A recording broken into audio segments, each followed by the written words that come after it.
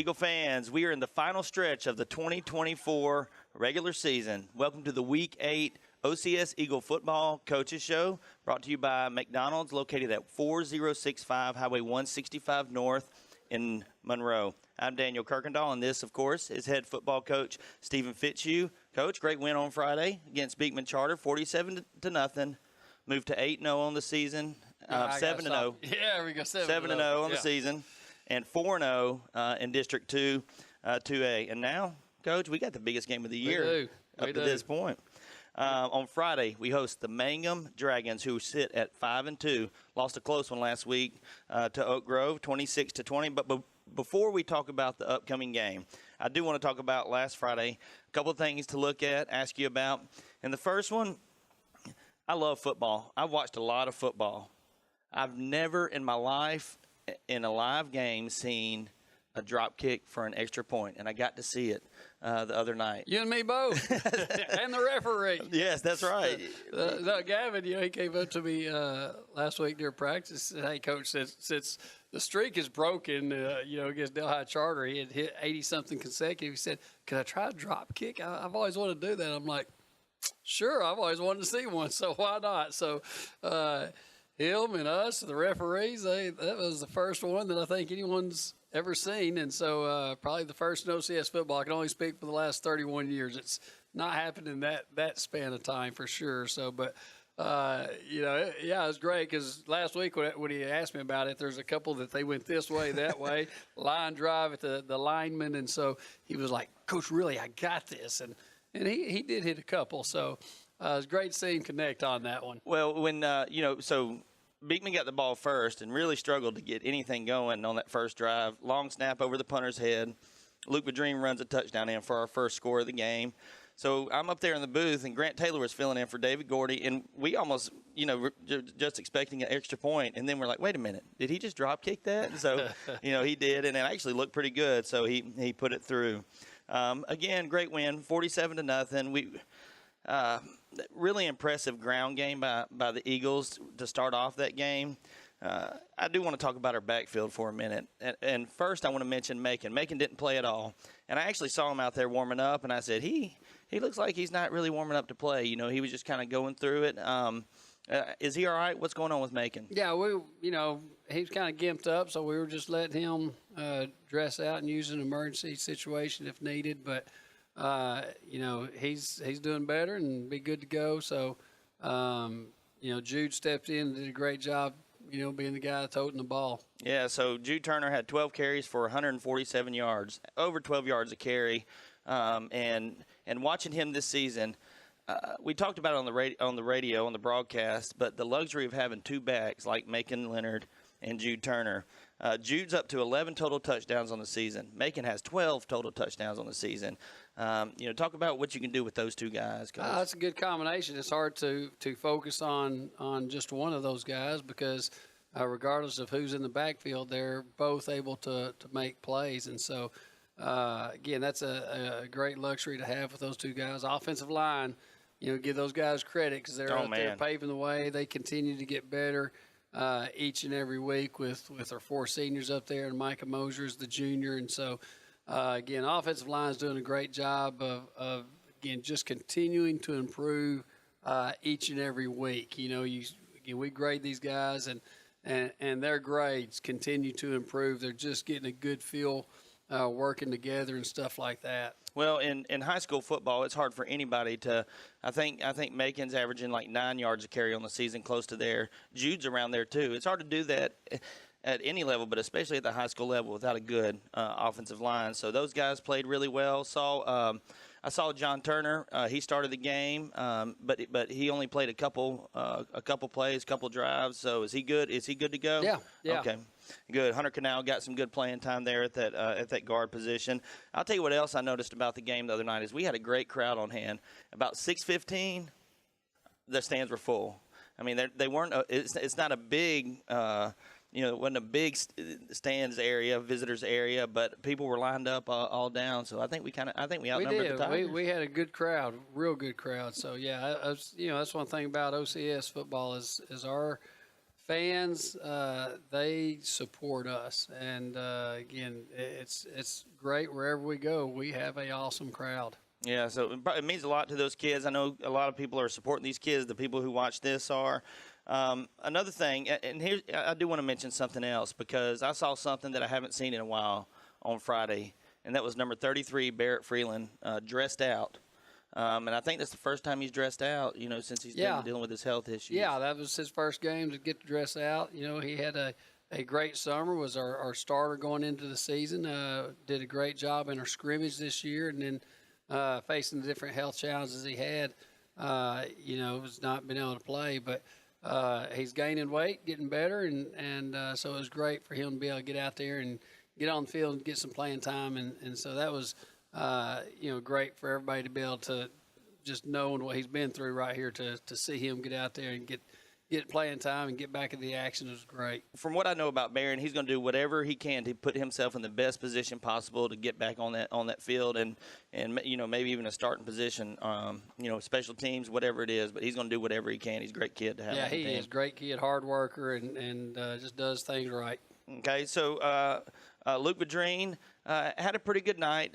So because of the way that Jude Turner carried the ball and the offensive line blocked, it seemed like we were able to try some things on offense, some deep throws. We tried a lot of deep throws because it was almost like we can just give the ball to Jude to pick up a first down anytime we needed one. But Luke hit 8 different receivers on Friday night, 9 total.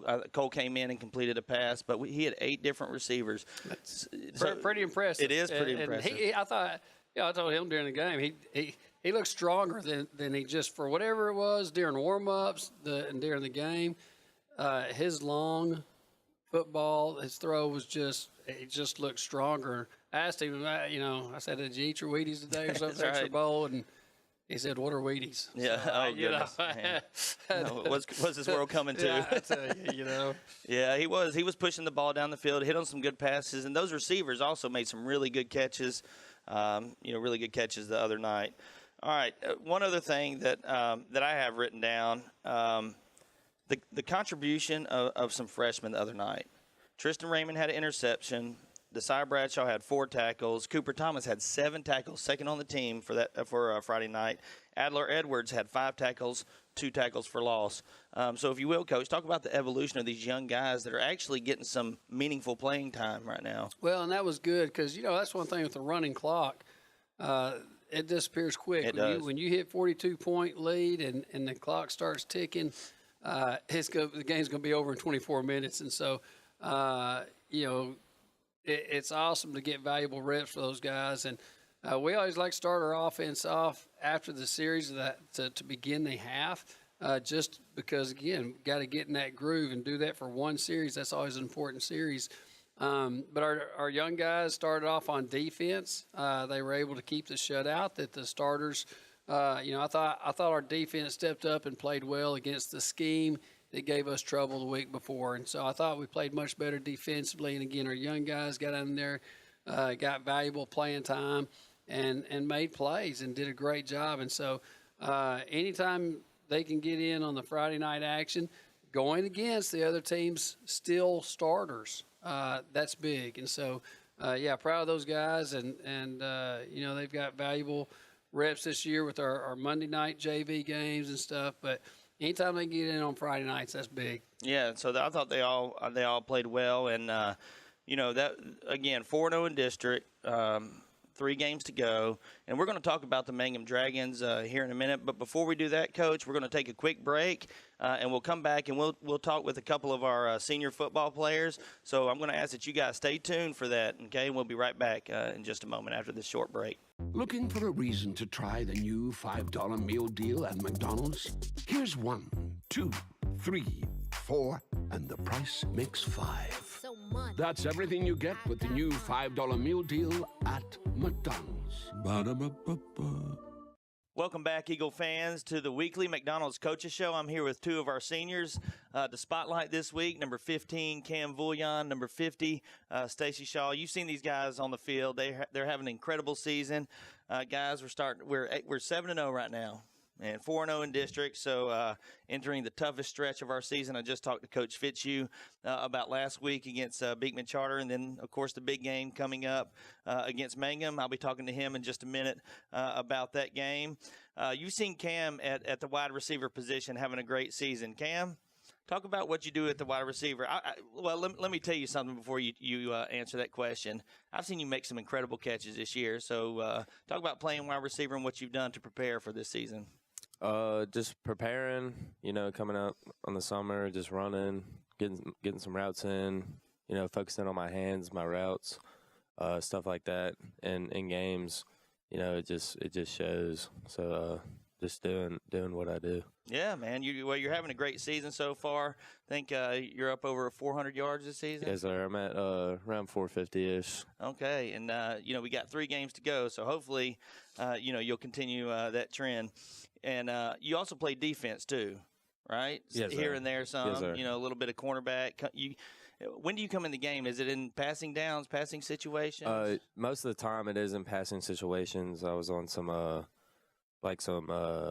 passing packages for defense, and it's mostly for pass. Yes, sir. Okay, and of course you've seen Stacey Shaw. He plays right in the middle of the field, plays center on offensive line, and on defensive line, I guess you move around a little bit. Play nose guard and our defensive end mostly. Really in now because we got Jackson man at nose, and he'll clog the lanes up. So he would like to have me and Waller on the edge for speed.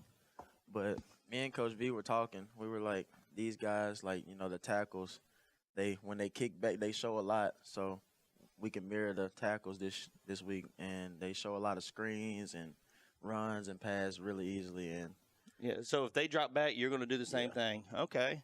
Yeah, watch for that screen. They do run a lot of screens, a lot of sweeps to the outside, things like that. And so Stacy's had several sacks this season. I want to talk about you guys because on the field, we see you out there. You always have a helmet on, so, people don't really get to know you that don't already know you outside of football. So I'll start with Cam. Cam, what do you like to do besides football, and what other sports do you play? I play baseball and soccer, or let's say freshman and sophomore year I played baseball, and then junior year I took a year off, but I'm coming back playing some baseball again.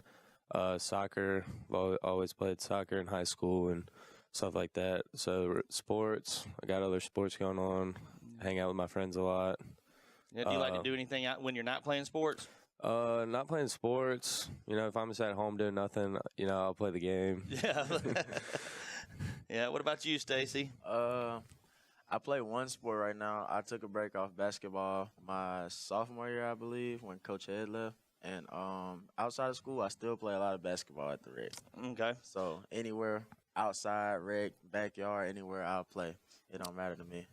All right. So, both of you guys, I got an interesting story to tell you, Stacy, and you probably know it, but the first night that I lived in Monroe, Louisiana, I came to an OCS football game. It was in 2017, and we lost in a playoff game. But nobody didn't know anybody, and went and sat down, and I met your mom. Your mom was one of the first people I ever met, and she reminds me of that almost every time I see her. And I know she's going to watch this, isn't she? Yes. Yeah, she's definitely going to watch it. Viewers. Yeah. And so what's it like to have a family that supports you like that? It's great. My mom always had my back since forever. Like, she always, good or bad, she always on my side. So I'm just grateful to have a mom like her, and she loved me, and she loved OCS. She loves OCS. She loves OCS. And you're not the first person to tell me that, because everybody that's new, she finds them.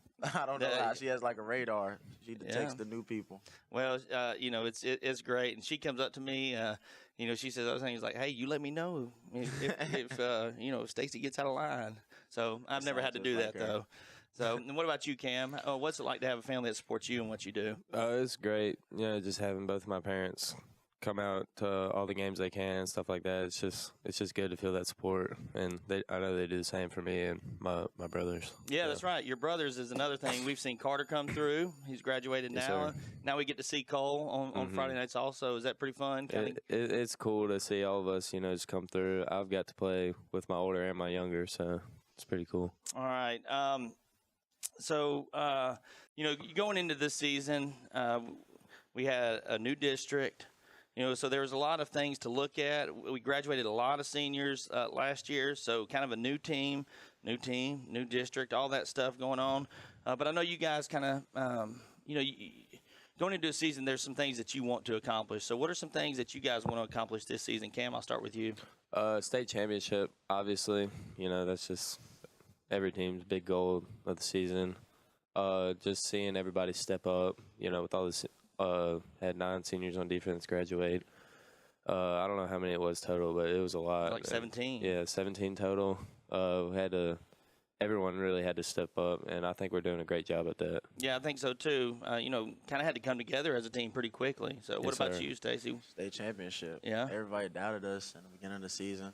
We were young, and we lost all the good players like Lovelady, Tate, Ryder. But I was telling people, like, I'm really not worried about it because we got good coaching. Your cousin Ben, too. Yeah, Ben. Yeah, we got good coaching. You got to mention him. Yeah, y'all do have good coaching. So I feel like we'll never have a down year. So that's just in my opinion. Well, it's great to have that on your senior year again, sitting at 7-0. So all that's still a possibility. Big game this Friday. All right, real quick, kind of a last question.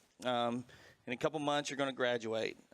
Stacy, I'll start with you this time. Do you have plans together for after graduation yet, or opportunities? Actually, this past weekend I went to Southern, and I talked to some of the coaches down there, and I might either go to ULM or Southern. If I go to ULM, probably not going to play sports or just walk on my sophomore year.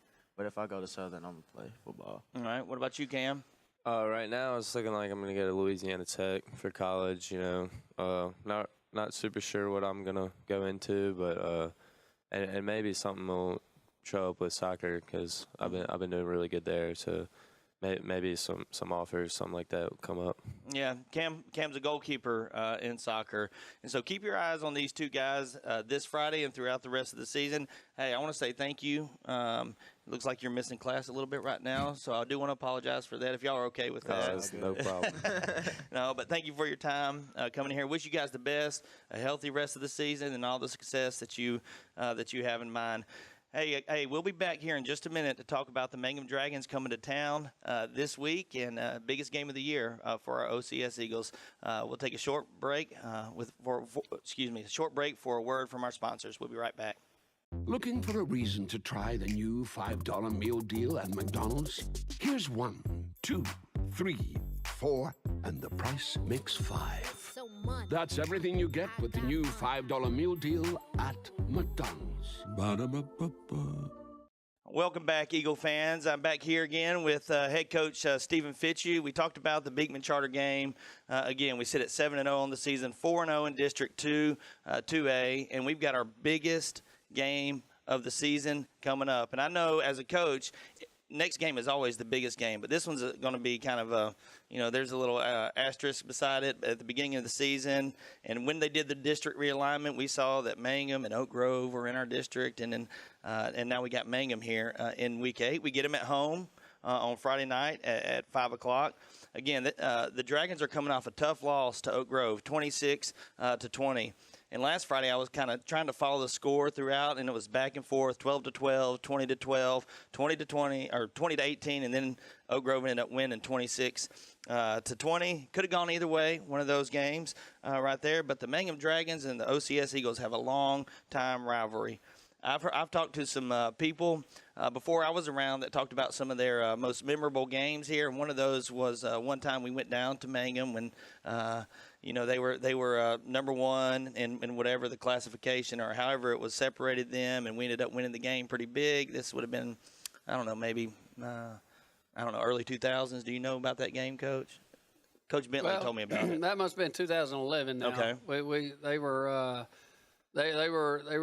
undefeated, 13-0. We were 13-0. It was a semifinal game, and we had a good night. It was 54-0, and it was one of the biggest crowds ever at a football game. At home or away. I mean, it was standing room only, and it was an electric atmosphere. But we've had some great battles throughout the years. Yeah, and I expect another one this Friday night. I expect an electric atmosphere, and the head coach Scott Wilcher. I got to know Coach Wilcher through softball. He coached softball for a couple years when I was coaching softball, and so got to know him. Great guy, but you know him pretty well. You go to church together, and so not only do the teams have a long history, but you and Scott Wilcher go way back. So is football something that you guys talk about at church? Yeah, well, that's one thing. He sits on the pew in front of me, so we always share the we understand each other. We know the hurts of football, the frustrations, this, that, the good, and we always give each other a scouting report on this team, that team, whatever, if we're playing each other, and but I mean, it's also one of those days you go to church, you don't want to. Yeah, it's a good time to get away from football as well. So yeah, we've it's been one of those we know. Hey, it's coming all year, but we ain't sat here and talked about it, stuff like that. We got plenty of other stuff to talk about. So yeah, it's all good. Well, I think Coach Wilcher's doing a great job this season. They lost their week 1 game against Gina. And then lost this past week against Oak Grove. But other than that, they've won every game. That's it. And those both those games, 6-point difference. Yep. I mean, so they very easily could be sitting at 7-0 as well. But they've done a great job. He and his staff. Bo Meeks is with him. Bo was a head coach there at Mangham and at Calvary, and has done a great job with the offense. He is head coach at Airline. He has a lot of coaching experience and does a great job with the offense. Coach Yanez leads the defense and has had head coaching experience. And all those great men and do a great job of coaching their schemes and their players. And really, this year especially, overcoming adversity, they lost one of their best players in the Jamboree with a broken ankle. And so and then they had another player that was a senior get injured, about week 3 or 4. And so they've had to move some guys around and stuff like that, but done a great job of putting the kids in position to make plays and, not missing a beat. Yeah, so the impact of this game, it can't be understated because Mangham, in their in non-select Division IV, they're sitting right there at the top in the power ratings, 1 or 2 or something like that. Even though we're undefeated, Coach, we're sitting around 14 or 15. And that's not accurate, though. Okay, that's not accurate. That's right. Because the way the LHSAA and Go Preps, they are not counting the wins yet that we already do have based off of, Oak Grove has won 6 games. Right. Mangham has won 5. Faraday has won 5. But we're not getting credit for their wins yet. And so Coach Vadrine does a more calculated, up-to-date one, and so we're in the top 6 or 7 with the going ahead and getting credit for those teams' opponent wins, and so that's the difference in the way things are calculated. Because again, you look on Go Preps and the wins that Mangham has, the wins that Oak Grove, and the wins that Faraday have, they're not computed into our schedule yet because we've not played them. But the fact is that they have 16 wins out there that, we are going to get credit for because, so anyway, but it is a big, yes, either way. I mean, whoever wins this game, you're looking at 18-point PowerPoint rating as opposed to one that, is 8 or 9. Yeah, that's right. And so to me, that's the big impact because, you own those wins, those opponent wins that are to come already, even though you're not getting credit for those things. But and opponent wins help your power rating. But the most influential thing with the power rating, of course, is winning football games. Yes. And so the impact right now with this game this week is huge. Like you said, whoever wins that game is going to really position themselves for a good playoff run. And I'm not trying to get ahead of ourselves here because, I'm not looking past Mangham or Faraday or Oak Grove, and I know you're not either. But I just wanted to make note of how influential this game can be on when you get in the playoffs, maybe hosting a game or getting a bye in the first round or not, or, whatever the situation may be. So there's a lot to shake out in these final few weeks. And you mentioned and I mentioned it too, the job that Coach Wilcher and his staff have done, especially with some players going down. That's something that all football teams, competitive football teams, are going to deal with. So tell us a little bit about what we can expect, maybe from a scheme standpoint and personnel standpoint on this Friday. Well, I tell you, they have great size. They are the biggest team that we have played up front. You know, no comparison. Caldwell was big, but Mangham, they're front five on offensive line. You know, defensive line, their front. You know, the small guy is 265. There's been some teams we play that have not had a big guy of 265, so they range anywhere between 265 to 300 pounds. I mean, they're big. They move well. You know, their defensive front does a good job of controlling the line of scrimmage. They got some corners that they're able to lock down and get in your face and play some solid coverage. And so it's going to be imperative, again, size. They have great size. And so it's going to be big for our offense to execute, communicate well, you know, and you know, pick up the different blitzes that they're doing, things such as that. On the flip side, their offense, so again, big up front, and they move well. They one of the biggest things that they do is they will pull both guards. You know, it's called a buck sweep, belly, however you want to call it. But just getting outside and, again, getting a lot of bodies to the punch. And so you'll see those 280-pound linemen that will pull out there and lead the play for the running back on the tall sweep, which Jatavius Miles is the senior running back, number one. He's been the guy this year, but you know, the quarterback does a great job of running the offense. They again, Miles, they're a zone type team, outside run type team as well that can hit you either way. And so defensively, it's going to be real important for us to play our gaps and you know, do what we're supposed to do, be good tacklers. I mean, and again, keep them from getting to the outside because, you know, another freshman they have is Rayon Bell, number 4, that they like to get him to the outside, and he has breakaway speed that, you know, you're not going to catch him if he gets out there. So, again, it's just real important for our defense to play assignment football, do their job, be good tacklers, and again, just read their keys, do what they're supposed to do. Okay, so, you know, it looks like field position is going to be important, and I like to going into a game thinking that we have an advantage with field position when it comes to our special teams. With Gavin's ability on the kickoff and on the punt. Do you think they can play a big part in this game on Friday? There's no doubt. I mean, you know, again, when you have a team that has to start on the 20-yard line because he's putting the ball into the end zone, I mean, that's just, you know, huge. And so, you know, that, like I say, no doubt that plays a big part in the ball game is the field position that, you know, you're able to get from special teams. I think there's something else that we're going to deal with on Friday. You mentioned their size, and I watched a little bit of film, and I think that their interior offensive line and defensive line are very strong. They're stronger than any team that we've played overall. You know, not just their size or their ability to move, but something else that Mangham does is they have they're well coached, and we've seen other well coached teams, but this team believes that they're going to come in here on Friday night and win this football game. I think that that's what they believe, and so we're up against some competition, honestly, that we have not seen this year. So I know that's something that you're looking forward to, and your guys hopefully are looking forward to. That makes for a fun Friday night. I mean, again, that's what I told our guys. This is what football is about. You have 2 good quality football teams going to just battle it out there and you know, play with the emotion and intensity that you know, football is about.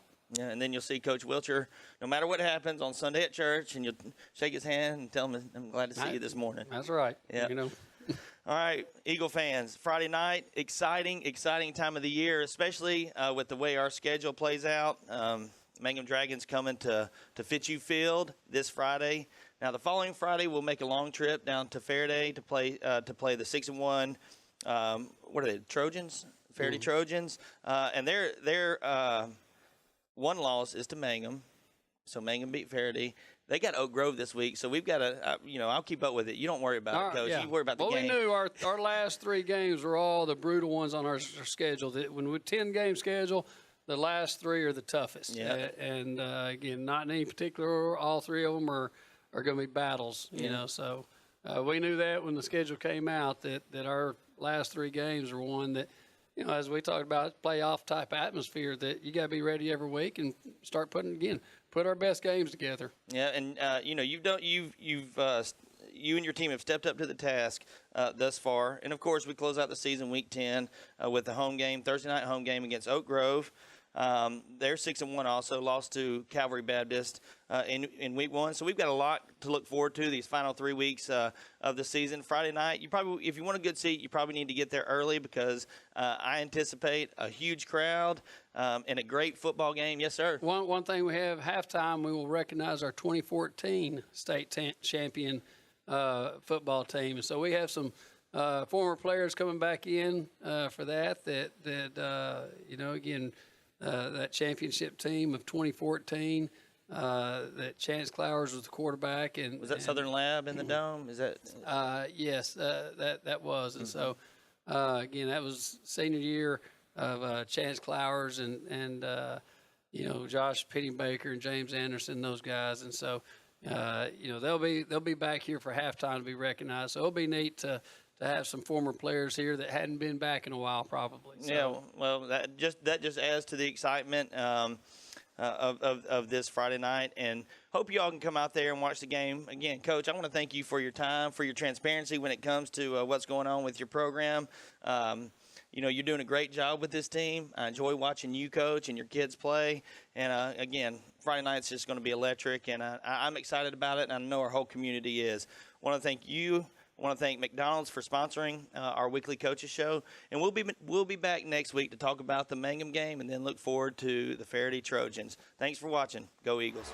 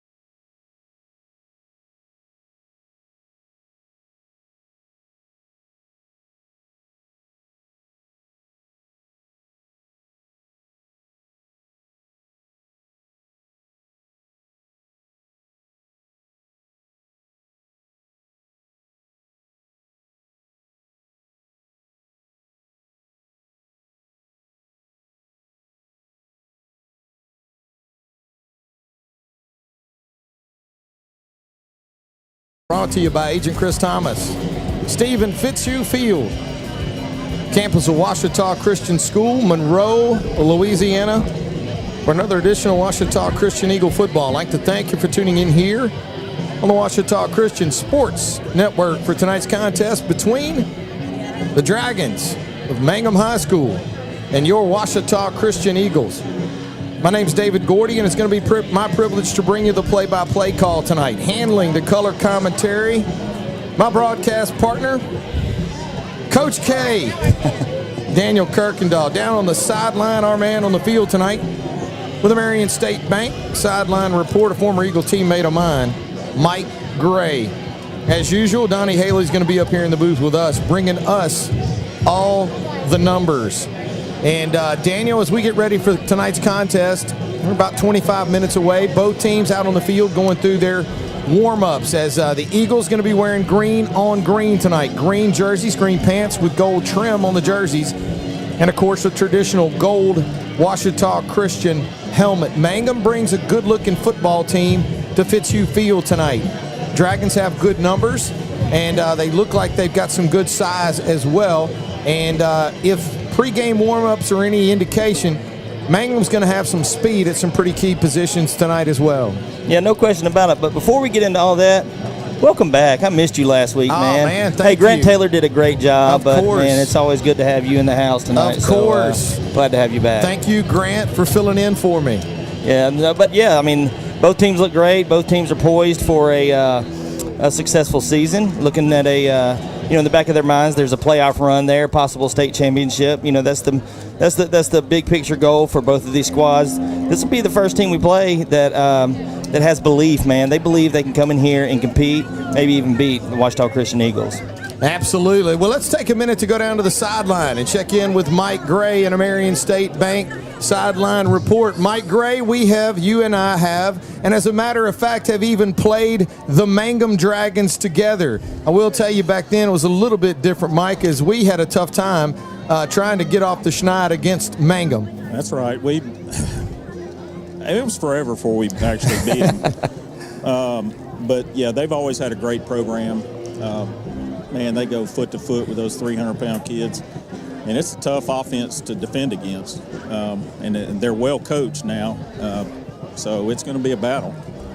Absolutely. Thanks a lot, Mike. Tell me something. Down there earlier, it was hot today, a lot hotter than you think it would be in the month of October. But I will say this. Looks like once that sun went down, it became football weather. Well, it's quite comfortable to me, but wrapped up in pads and helmets and all that stuff, I'm sure they're pretty toasty. But I hope they don't even think about the weather. I just hope they just think about putting it on the Mangham Dragons tonight. Absolutely. Thanks a lot, Mike. Mike Gray with the Marion State Bank sideline report. Like to remind our listeners tonight that this game is also being streamed live in high definition on YouTube. You go to YouTube, you find OCS football, you find OCS Mangham, Coach Q, Brandon McQuillan, Heath, all the boys, all the guys that are working these cameras. They do such a phenomenal job to bring you a great live stream product, and just a privilege to be part of it. You can watch the game, listen to our call from your TV, computer, smartphone device. Just want to listen? Tune into the Wolf 92.3. Or you can listen and utilize the MixLR app as well. In any case, Daniel, no shortage of options for Ouachita Christian Eagle football tonight. Yeah, that's a good thing because there's not many people that want to miss this game. In our community, in our town, in our parish, this game's kind of on everybody's map tonight. It's especially after the last couple years, OCS has had these dominant teams, and at the start of the season, people were like, yeah, they're gonna compete for a state title again. How good is OCS? That's the question. How good are they, and what are they going to do when challenged a little bit? And honestly, we haven't seen it this season, but I have a feeling, David, we're going to see it tonight. Absolutely. It's great to be home. Fitzhugh Field, Eagles Stadium, and the great accommodations here.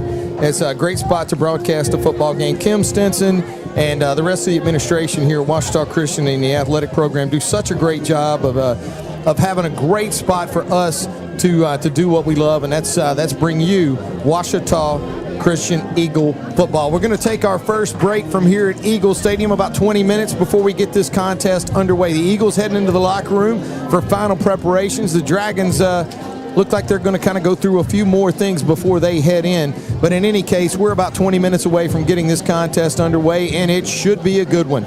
You're listening to Ouachita Christian Eagle football on the Ouachita Christian Sports Network. Trinity Diamonds Direct, 201 Blanchard Street in West Monroe. Wholesale jewelry with integrity. They provide honest, professional experience while offering stunning diamonds and fine jewelry at or below wholesale prices. And we do custom pieces by appointment. Engagement rings, tennis bracelets, pearls, earrings, necklaces, gemstones, loose diamonds, and jewelry repairs. Trinity Diamonds Direct, 201 Blanchard Street in West Monroe. Here's the deal. When you combine State Farm Home and Auto Insurance, you save an average of $889. State Farm agent Ron Bush is ready to help you combine home and auto and save with 2 locations to serve you in Bastrop and Sterlington. Call 318-388-4663 today. Like a good neighbor, State Farm is there. Welcome back to Eagle Stadium. Looks like Mike Gray is down on the sideline with the Marion State Bank sideline report. It looks like he's caught up with Ouachita Christian head football coach Stephen Fitzhugh. Mike, how you doing? Where's he at? Oh, there we go. Go again, Mike. I said, I know this guy's ready for the game to get going too, and I hear we have an honorary captain tonight. Who is that, Coach? Did you? Yeah, give a shout out to Will Williamson. He's honorary captain each year for us, and Will watches every game on YouTube, and so we had GB Cooley out here yesterday. Going through their yearly football camp with our juniors and seniors, and had a great day, a lot of fun with our friends from GB Cooley. And like I say, Will Williamson, he listens to every game. And so, Will, appreciate you supporting us like you do, buddy. Well, you've also got something else going tonight, a 10-year reunion for the state championship game in the Dome 2014. You've got a lot of guys. This is a great game for them to come back and visit. It is. That was a great team, and time flies. Hard to believe it's been 10 years. And, we got about 20 of those guys that were able to make it back into town and stuff. And so just real excited about those guys being here. And, again, just lots of great memories that you have to hold on to. And, they went through that season and made an incredible playoff run where they just got better every week and just enjoyed competing together. They worked hard, had character and discipline, and that was just, like I say, a great group to coach. So I'm excited about those guys being here tonight. Yeah, my oldest son was part of that group. He's proud of that. Well, tonight we've got a good test. These big guys, they're a big line, and they're well-disciplined, well-coached. You feel good about it? This is what you play for. I mean, we talked all year long. We knew that our three toughest games of the season were going to be weeks 8, 9, and 10. And, we feel like we've improved each and every week, that's what we talk about. Regardless of who we're playing, we got to get better. And we're playing a team that has a solid winning record. They're 2 plays away from being undefeated as well. I mean, they lost a 6-point game to Oak Grove last week, a 3-point game to Gina early in the season. So, like I say, they're a couple plays away from being undefeated. They got a great ball team, good size on both sides of the ball. So, again, this is what makes exciting football games. Well, from a guy that loves football, I know we're excited to see this get kicked off tonight. Good luck, Coach. All right, thanks, Mike. Mike Gray with the Marion State Bank sideline report. Opportunity to catch up with Ouachita Christian head football coach Stephen Fitzhugh. And Daniel, you and I know, again, we always want to tip our hat to Coach Fitzhugh, what he does in and outside of inside this program, but also outside in the community. Having an honorary team captain, I'm telling you, we want to send a welcome as well. And boy, he does such a great job with reaching out in the community, but also with tradition. Celebrating, a 10-year reunion with the 2014 team, and I'll tell you, I mean, hey, whether it's the young men that we have, inviting all of the programs out onto the field to be part of everything. I mean, whether it's senior night, whether it's a reunion. I mean, Stephen our Coach Fitzhugh, I should say, continues to reach into the tradition and trying to grow this program from the ground up. Well, that's something that you can't fabricate that. And so if you're able to coach at one place and have the success that Coach has had, this is his 27th year, and I know you're going to say that in a minute, but you don't see that very often these days, in the world of high school football or college football. I mean, coaches move, they come in, they come out, and it's like I said, you can't fabricate that tradition. Mangham itself has a pretty deep tradition also. I mean, historically, one of the most competitive football teams in Louisiana high school football. And I found something out this week, and it blew my mind. You know what I'm about to say? I don't, but I'm on the edge of my seat. Mangham's never won a state championship. Wow. No, I did not know that. They've made the playoffs 39 of the last 42 years, made it to the Dome 3 times in a row, and I think it was 14, 15, 16, and then just a couple years ago, and, never won a state championship. And so, and I think that's important because it ain't easy to do that. No, it's not, and it's something that Coach Fitzhugh, I don't know what the numbers are actually in the Stephen Fitzhugh era, but I know Coach Fitzhugh and the Ouachita Christian Eagles have been able to put together, I think it's maybe 6 state championships during his tenure. Yeah, I mean, it's and it hasn't been easy. And so that's something that both teams are out here, again, that's what's on their mind, but they got to get past this game first. And, this is a district matchup. Mangham with a tough loss last week against Oak Grove. I'm telling you, Mike Gray knows about a district matchup with the Mangham Dragons. That's something that used to take place, and brother, hey, this is bragging rights. It is bragging no doubt rights, about it. and it's the last time we played them, Mangham was number one. I think they were number one in their respective division or classification, whatever it was at that time. And they come into to Fitzhugh Field week 10, and the Eagles put on a show that night, and so that was the last time, and I kind of figured we would not see them again for a long time unless we end up in the same district, and that's what happened. Well, it's not a real long drive for Mangham tonight, right at 45 minutes to an hour or so to make it over here to Eagle Stadium tonight for what I think, and I think I'm going to be joined by a lot of people. It's going to be a pretty good football game tonight. Week 8 of the regular season is upon us. It's already here, and tonight, what has always been a very competitive matchup against the Dragons from Mangham. The 28-game series between these two football teams has the Eagles leading it with 15 wins and 13 losses. The series dates back to 1977, and it has to date back a long ways, or Mike Gray and I would not have played in it. There have been some great games along the way, and having said that, the Eagles have dominated the last 3 games in a row. These games were nasty for a long time, but during the last 3, the Eagles have been able to win in a big way. An average margin victory of 31 points. I'll tell you right now, I don't see that tonight, but you never know. And that's why we play the games. Yeah, so, the 15, OCS is ahead in the series 15-13. That's after losing the first 8 matchups and going 1-9 in the first 10 matchups. After that, OCS goes 10-1 in the next 11 matchups, and then they split the last 6. So it's just been kind of back and forth and then back and forth, for the last couple years. Well, the Eagles come in tonight at 7-0, 4-0 in district play, and coming off a really big win, a solid win last week over Beekman Charter, 47-0. The Dragons enter tonight's contest at 5-2, 3-1 in district play. Their only loss coming last week. Or I should say their last loss coming in a tough loss to Oak Grove last week, 26-20. The head coach for the Ouachita Christian Eagles in his 27th season is Stephen Fitzhugh. Coach Fitzhugh with a career record of 258 wins against only 80 losses. The head coach for the Mangham Dragons is Scott Wilcher. Coach Wilcher in his 6th season with Mangham has a career record of, very respectable career record of 51 wins and 16 losses. Both teams have completed their warm-ups. Looks like the Dragons have made their way back into the locker room as well, and we're about 12 minutes away from getting this contest underway. The Eagles currently rank number 5 in the state according to the Class 2A Louisiana Sports Writers Association poll.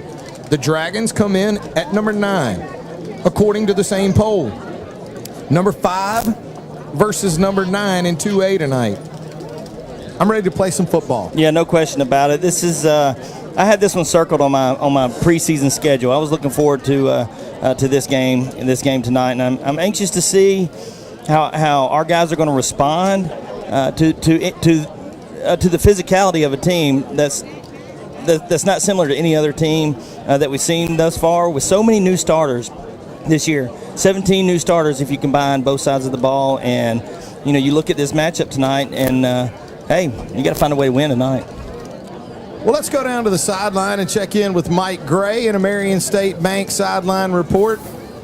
Mike, I got to tell you something. This is one Daniel's had circled on his calendar. I've had it circled on my calendar. From up here, it looks like Mangham has brought a pretty talented group of young men. Now, they passed the eye test from up here, but down on the field is a different perspective. It is. They're, look, I ain't played in 40 years, and I got butterflies just like I'm playing.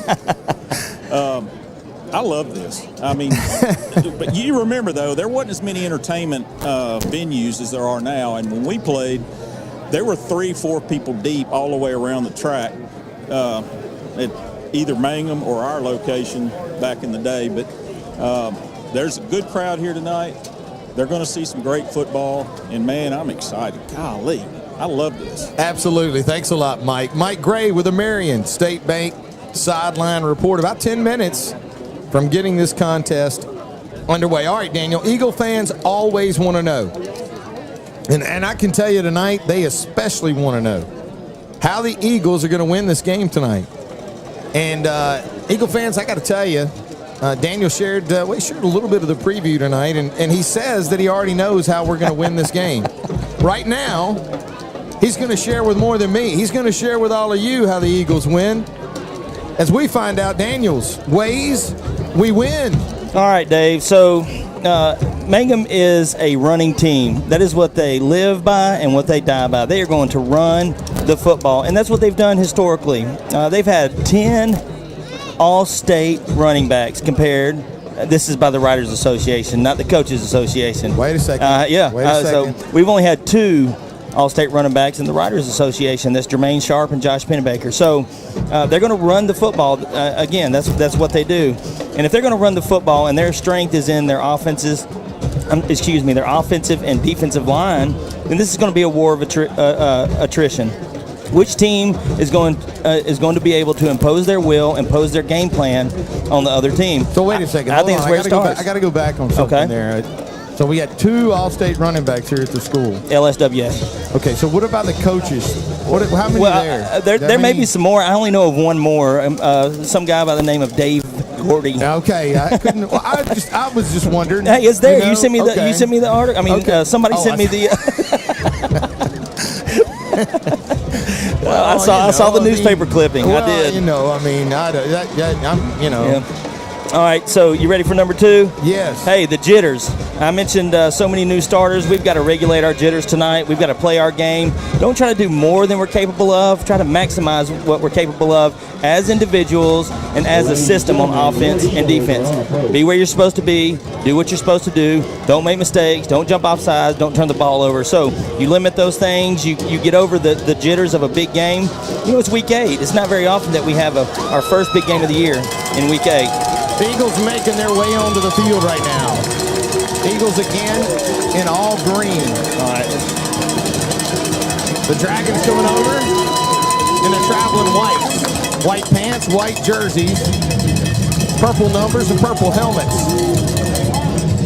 As both teams have now made their way out onto the field, only moments away from trying to get tonight's contest underway. Hey, I got one more. Bring it. Field position.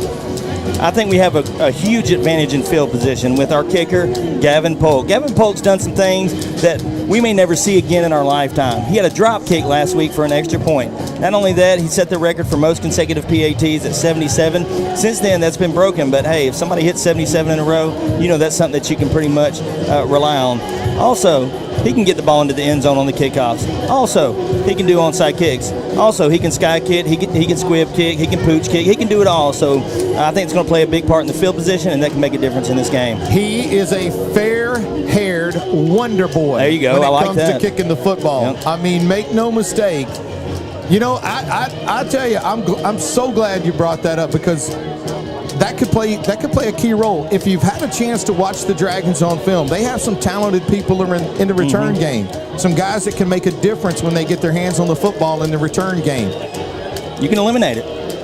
You take it completely out of their hands when you put it into the end zone, and that is something that Gavin Polk is definitely capable of doing with great frequency, which could play, as you mentioned, a key role in tonight's game. The Eagles are on the field, about 6 minutes away from getting this contest underway. The Dragons have brought some good-looking players over here to Monroe tonight, but they've also brought a good-looking crowd, as the Dragon faithful are going to be well represented here at Fitzhugh Field. As the Eagles make their way onto the field, and we're getting closer to getting tonight's contest underway. We want to thank our first quarter sponsor tonight, the Darren Dugan Agency. For all your home, auto, life, and business insurance needs, call Darren Dugan today, 807-2100. That's 807-2100. Be sure to reach out to our first quarter sponsor, the Darren Dugan Agency. As we get ready for the captains to make their way out onto to midfield for the coin toss, momentarily going down to Mike Gray with the Marion State Bank sideline report. And Daniel, I think you've got the captains for the contest tonight. I do. Our captains for tonight's game game are, of course, the honorary captain, Will Williamson, I think his name was. Number 3, senior Macon Leonard, who's having a great season. Number 8, Wyatt Wilson. Number 15, Cam Vullion. And number 64, John Turner. Had a chance to visit with Macon before tonight's contest, and I will tell you this. I think he had a week off last week, Daniel. Super excited. Says he's ready to roll. Says he's going to be getting the starting nod tonight, and he can't wait to get back at it. As the captains make their way to the field, let's go down to Mike Gray with the Marion State Bank sideline report. Mike? We're going to get this thing going. They're shaking hands right now, and the referee's talking to them. We're going to get the coin toss going here in just a second.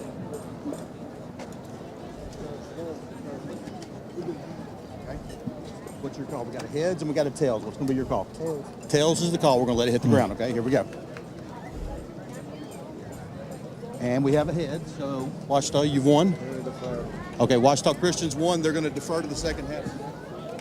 All right, so we won. We're going to defer and give the ball to the Dragons first. All right, thanks a lot, Mike. Mike Gray with the Marion State Bank sideline report. We're going to take a quick break as we have tonight's national anthem, an invocation. Invite you to come back and join us for the kickoff of tonight's contest. You're listening to Ouachita Christian Eagle football on the Ouachita Christian Sports Network.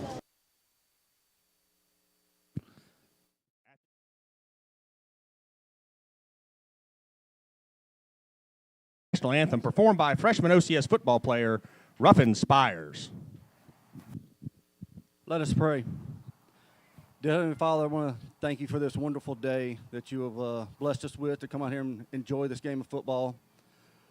I want to ask a special blessing, Lord, on both teams tonight as they join in this battle tonight, Lord, and just make sure there's no injuries, Lord, and just be with the fans as they're coming and going, Lord, and just ask a special blessing on everybody in attendance, Lord. We thank you for all that you've done, Lord, and thank you for blessing us again with another wonderful night.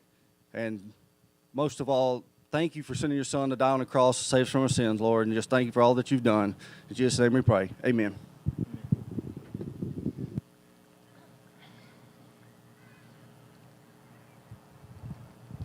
Oh, say, can you see by the dawn's early light what so proudly we hailed at the twilight's last gleaming, whose broad stripes and bright stars through the perilous fight, o'er the ramparts we watched, were so gallantly streaming, and the rocket's red glare, the bombs bursting in air, gave proof through the night that our flag was still there. Oh, say does that star-spangled banner yet wave? Oh, the land of the free and the home of the brave.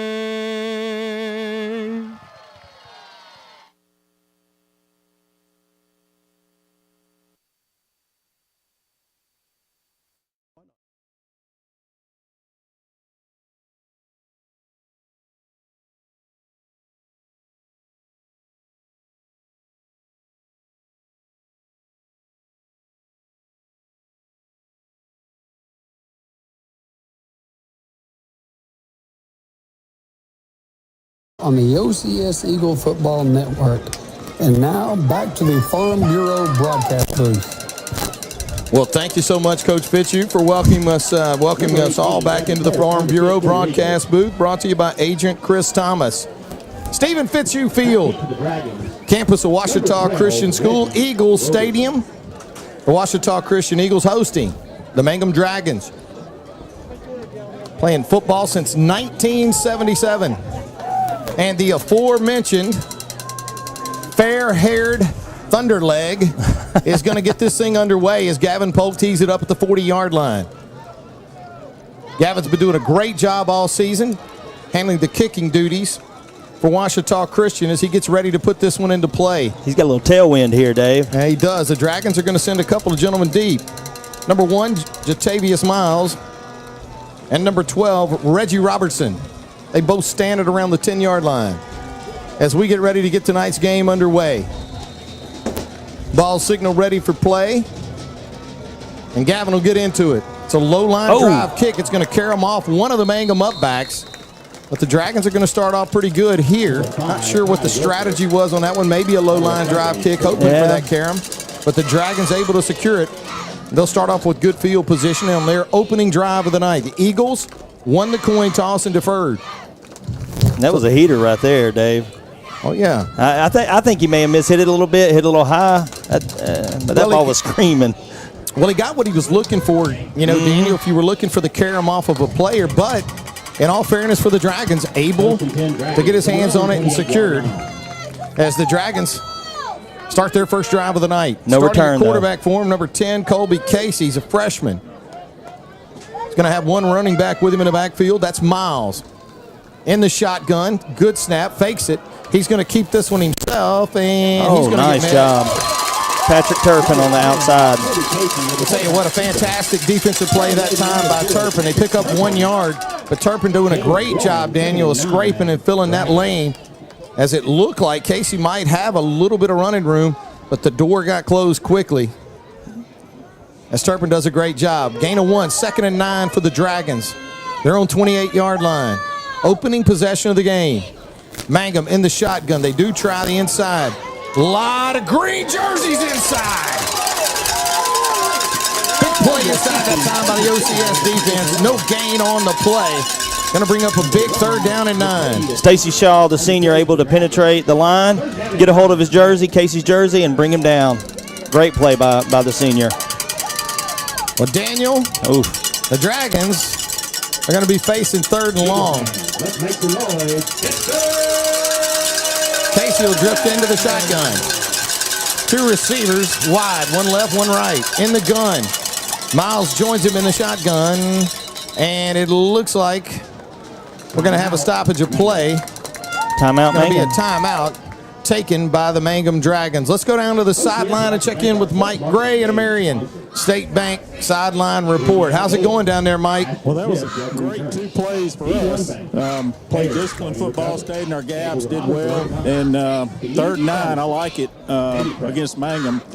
They're not known as the great passing team, but I know probably they're going to hit a screen or something right here to try to pick up this 1st down. Absolutely. Thanks a lot. Mike Gray with the Marion State Bank sideline report. Quick timeout for both teams, Daniel. The Dragons just needed probably the equivalent of a 30-second timeout as they're on the field. We're ready to roll. You don't want to make a mistake right here if you're the Dragons, so I wouldn't be surprised if they do throw some type of screen or even play it safe with the run and play right here. Shift in formation, going to 2 receivers now rather than 1 to the left side.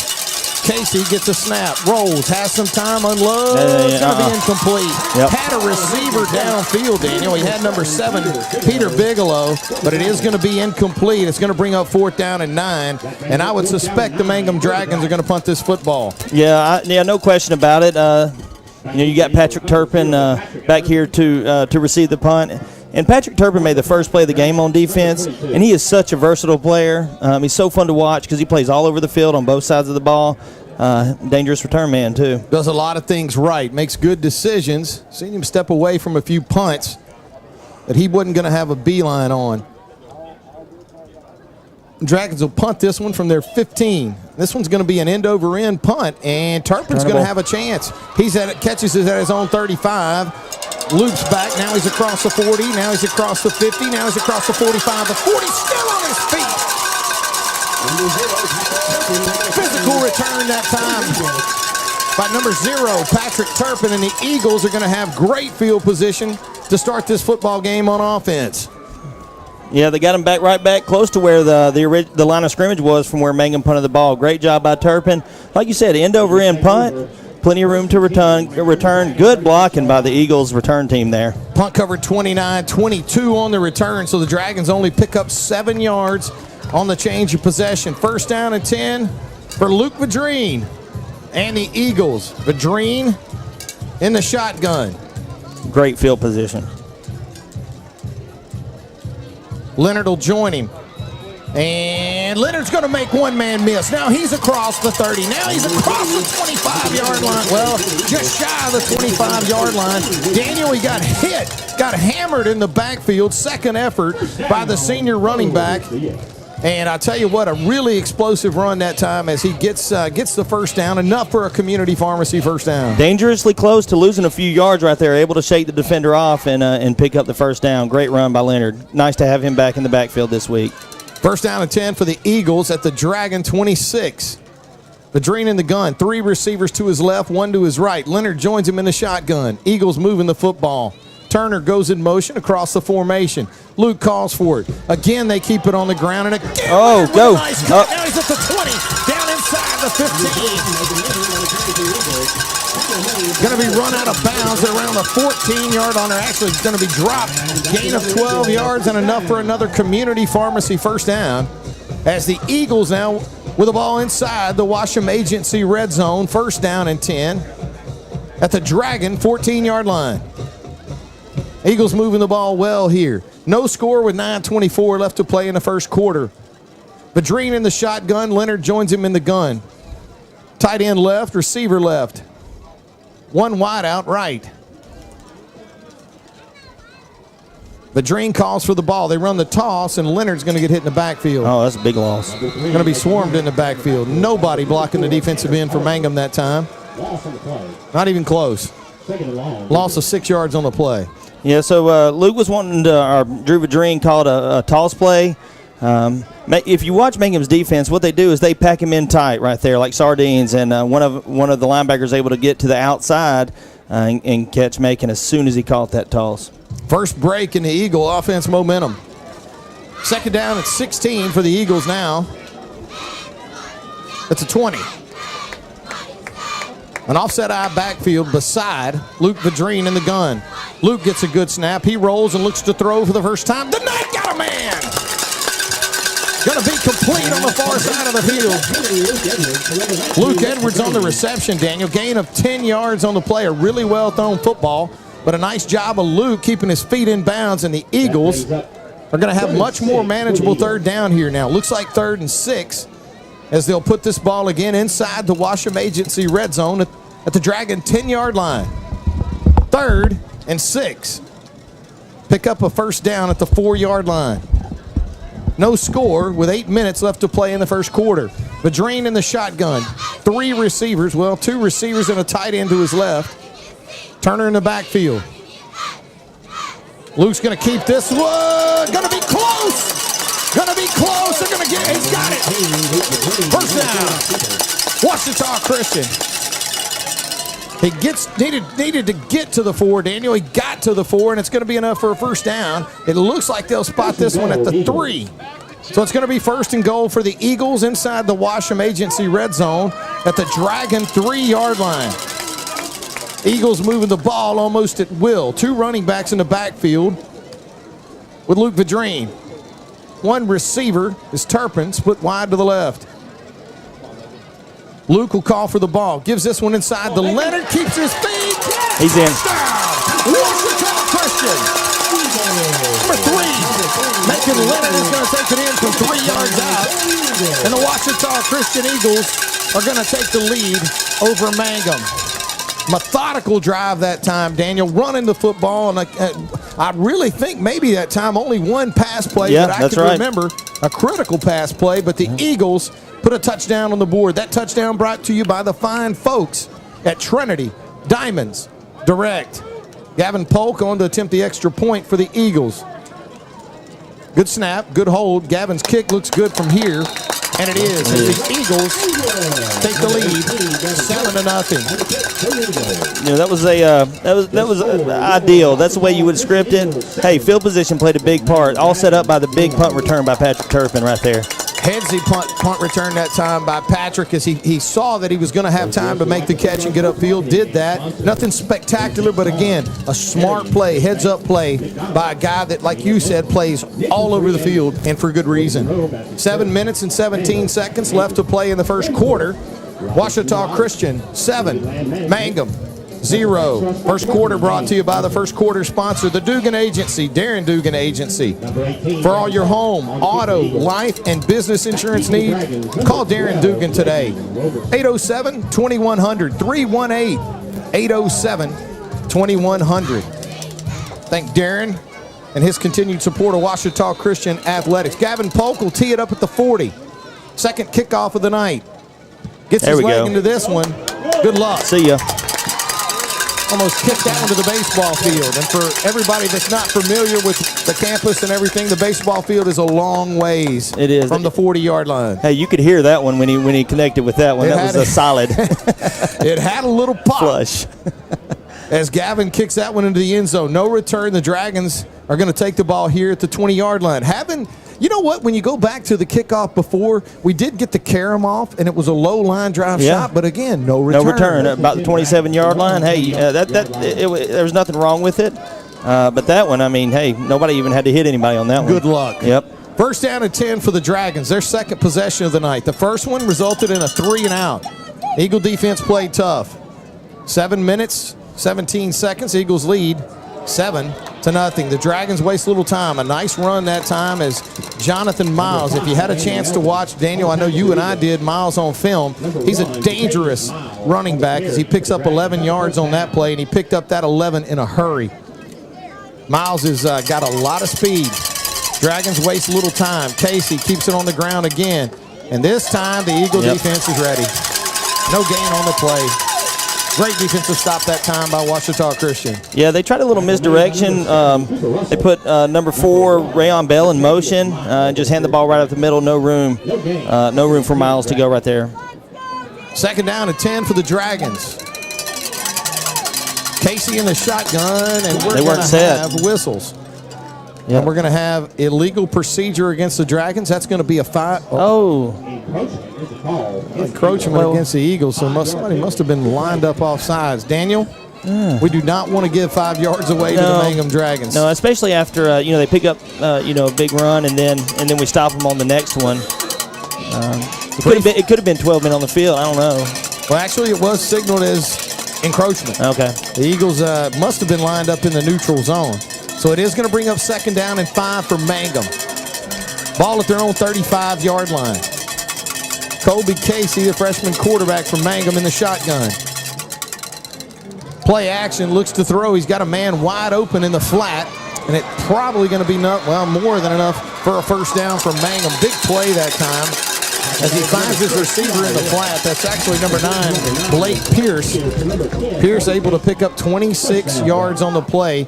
And Mangham sets up the Eagles. Plenty of room out in the flat for him to throw that football that time. And a nice job by Pierce to pick up the big yardage. First down and 10 for Mangham in Eagle territory at the Eagle 39. They keep this one on the ground. Patient running that time. He's still on his feet before the Eagles finally wrap him up. Nice tough run that time by Miles. Gain of 4 yards on the play. Looks like the Eagles had him hemmed up for maybe a loss or a little gain. Turns it into 4. Second down and 6 for Mangham. You think the Eagles hurry up and run offense? The Dragons waste no time. Already on the ball. Dragons. Casey looks got him. Eagles got him. Casey tried to unload that one, Daniel. Good coverage downfield by the Eagles secondary. It's going to be a loss of 7 yards on the play. And that's going to put the Dragons behind the sticks as it looks. Oh, yeah, that's a big loss. So it's going to bring up, looks like 3rd and 14 for Mangham, or actually 3rd down and 13, the official spot. They'll put this at the Eagle 42-yard line. Big 3rd down play here for this Eagle defense. Yeah, Tristan Raymond came on a corner blitz right there. He hits him once, and then Cooper Russell comes in and finishes him off. Nice play by the defense. Casey in the gun, sends a man in motion across the formation. Setting up a screen, and he's got blockers downfield. The Eagles are not ready for that one. That's going to be a big play and probably going to result in a touchdown. The Eagles had nobody there. Oh, wait, we do have a flag on the play, and that could be a holding call. It could, or it could be illegal man downfield, yeah. In either case, the officials are not running down to the end zone. This one's coming back. And the Eagles very fortunate that time, as that was a well-executed play by Mangham, Daniel, and nobody in the flat that time for the screen. It is going to be a hold. And, boy, you know what? That is a backbreaker. Ooh, I'm guessing it was on number 74 over there because head coach Scott Wiltshire is giving a little bit of advice over there, a nice way to put it. But, hey, the Eagles were on an all-out blitz. They let them right through there. We had about 7 guys in the backfield. Great job by the quarterback just to drop it over the edge. You know what a great play against the blitz is? A holding call. A screen. Yeah, that's right. Oh, that's up against the blitz, yes. So it is going to be 3rd down now and 4. Well, actually, after the holding play, you're looking at the same thing. 3rd down and 13 after they mark off the 10-yard penalty from the spot. 3rd and 13 for Mangham. Eagles lead 7-0. Casey sends a man in motion. Calls for the ball. Good snap. Throws this one out in the flat. He's got blockers in front of him. And the Eagles are going to bring up a big 4th down here. Cooper Russell can range sideline to sideline. From the middle linebacker position, sniffs out that little bubble screen, makes a nice play. Gain of 7 on the play, 4th down and 6.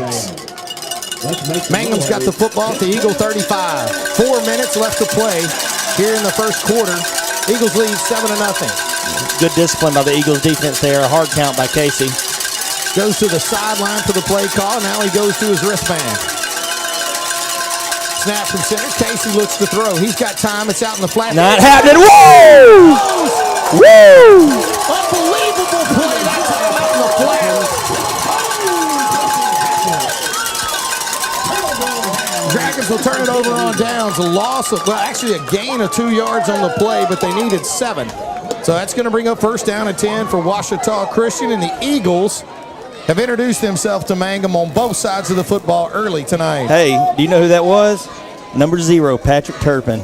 Well, hey, I tell you what. I mean, look, we said he's making plays all over the field. That was a huge play, and you could see him closing as the ball was in the air. 1st down and 10 for Ouachita Christian, already with a 7-0 lead over Mangham. They take over on downs from the Dragons. Vadreen in the shotgun. Good snap. Play action. Now we're going to have to figure this out. He's going to get thrown for a loss. A little confusion in the Eagle backfield that time. And that is not how you want to start a drive. A loss of 3 yards on the play. It's going to bring up now 2nd down and 13 for the Eagles. Ball spotted at their own 30-yard line. 3 minutes, 29 seconds left to play here in the first quarter. Ouachita Christian leads 7-0. The Dragons turn it over on downs, their last possession, 3 and out on the first. The Eagles with 1 possession, punched it in.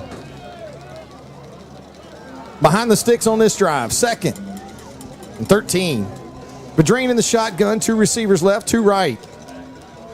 Leonard joins him in the gun. Vadreen looks to throw. He's got a man, it's open. Nice throw that time, and of course, who would it be? Yeah. Number 0. Agent 0. Patrick Turpin. I think Turpin's going to be real close, and he is going to have enough for a community pharmacy 1st down. A well-run route that time as Turpin picks up 17, but also a nice throw that time by Luke Vadreen as he got his hips and his arm into that one. Daniel delivered a strike as Turpin moves the football for this Eagle offense. 2 receivers split wide to Luke's left. 2 to his right. Leonard joins him in the shotgun. Clock running with 2:40 left to play in the first quarter. Ouachita Christian 7, Mangham 0. Ball at the Eagle 42-yard line. Vadreen in the gun. Good snap from center. Keeps it on the ground. That's Leonard. Leonard's across midfield almost. Going to be a minimal gain. It looks like a gain of 3 yards on the play. Tough run that time by Macon. You could tell he was wanting to find that second level. Daniel just unable to get there. Yeah, a lot of traffic right up in the middle there. Good job holding on to the ball. Tucking his head down and getting in there for 3 yards. Hey, I want to make note of something. This Mangham defense keeps inching closer and closer to the line of scrimmage. Don't be surprised if at some point Luke's going to let one loose down the field. It has happened. 2nd down and 7 for the Eagles. 2 receivers right, 1 left. Leonard Turner in the backfield. And here is the deep That's shot. pass interference. Nothing. Yeah. Just a little trading paint. Yeah, a little swap in there. And, hey, both sides of the ball, you let that go for us, let it go for them. Yeah, I'm good with that. I can go with that. It is going to bring up a big third down play from midfield. Now, the Eagles inching close to range. You don't have to pick up a touchdown here. You can get in range. He hit one from 60 pregame today. Oh, I've seen him hit it from 60 as well. 3rd down and 7. What we need is 7 yards. Yes. 4 receivers part of the set. Sends Turner in motion across the formation. Badrine calls for the ball. Going to give this one to Leonard. He's going to cut it up inside. He's not going to pick up the first down. The Dragons aren't waiting on that one. No gain, as a matter of fact. Got back to the line of scrimmage, 4th down. Yeah. Looks like Coach Fitzhugh's going to punt this football. Yeah, going to play the field position game. I think that's a good call. Not a lot of room there. They play it safe. How many times have we seen Gavin Polk punt the football? I think 3 times this season. I think this will be his 4th punt of the season. This will have to be a big one if he wants to pin him deep. Gavin's going to be standing at his 35-yard line. No, he's only punted twice. This is his 3rd. Good snap from center. Gavin gets his leg into this one. Not one of his greatest efforts, but I got a feeling. Oh, yeah. Oh, my goodness. We'll take it. Hey, and you know what? You know that wasn't one of his better efforts. No. But it still results in pinning the Dragons inside the 20-yard line. They'll take over now, 1st down and 10 at their own 10-yard line. Punt covers 39 yards, no return. Yeah, so with a minute left here in the first quarter, so far this game has been a physical game. We've seen big hits. We've seen both teams trying to control the line of scrimmage, but where the Eagles have succeeded is in the field position match, and now they continue that, pinning the Dragons deep at their own 10.5-yard line. 1st down and 10 for the Dragons. 3rd possession of the night. First one 3 and out. Second one turned over on downs. They keep this one on the ground as they go with number 1, Jatavius Miles, and Miles is going to make a couple Eagle defenders miss that time. Tough run. Yeah. As he picks up 6 yards on the play. Manageable 2nd down and 4 for Mangham. Put this football at the Dragon 12-yard line. About 45 seconds left to play here in the first quarter. 2nd down and 4.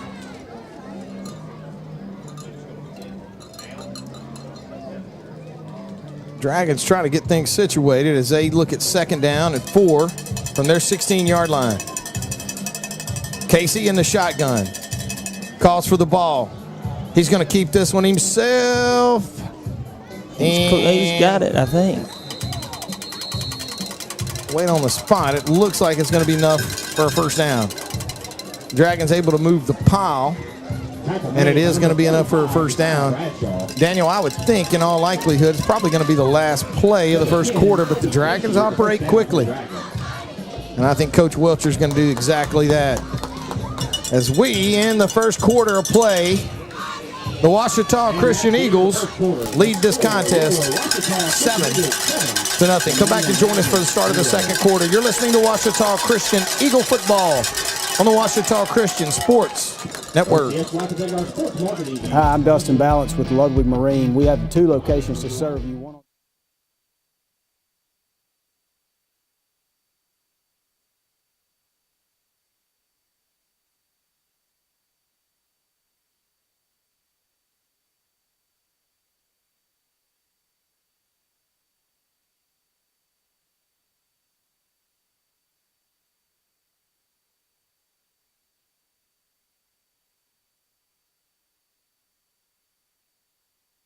Inside the Farm Bureau broadcast booth, brought to you by Agent Chris Thomas.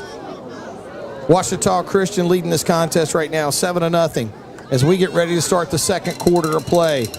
Let's go down to the sideline and check in with Mike Gray at Marion State Bank sideline report. How we doing, Mike? Clearly a half-yard short on that last one that gave them a 1st down. A few years ago, they started telling the referees to move the ball to the next hash. But in a situation like that, they shouldn't have, and it should have been a 4th and or 3rd and half a yard. But here we are. Absolutely. Thanks, Mike Gray with the Marion State Bank sideline report. Mangham with the ball, 1st down and 10 at their own 21-yard line. Freshman quarterback Colby Casey operating the system for the Dragons. 3 receivers to his right, 1 to his left, and a running back joins him in the shotgun. Casey pulls it down quick, going to be incomplete.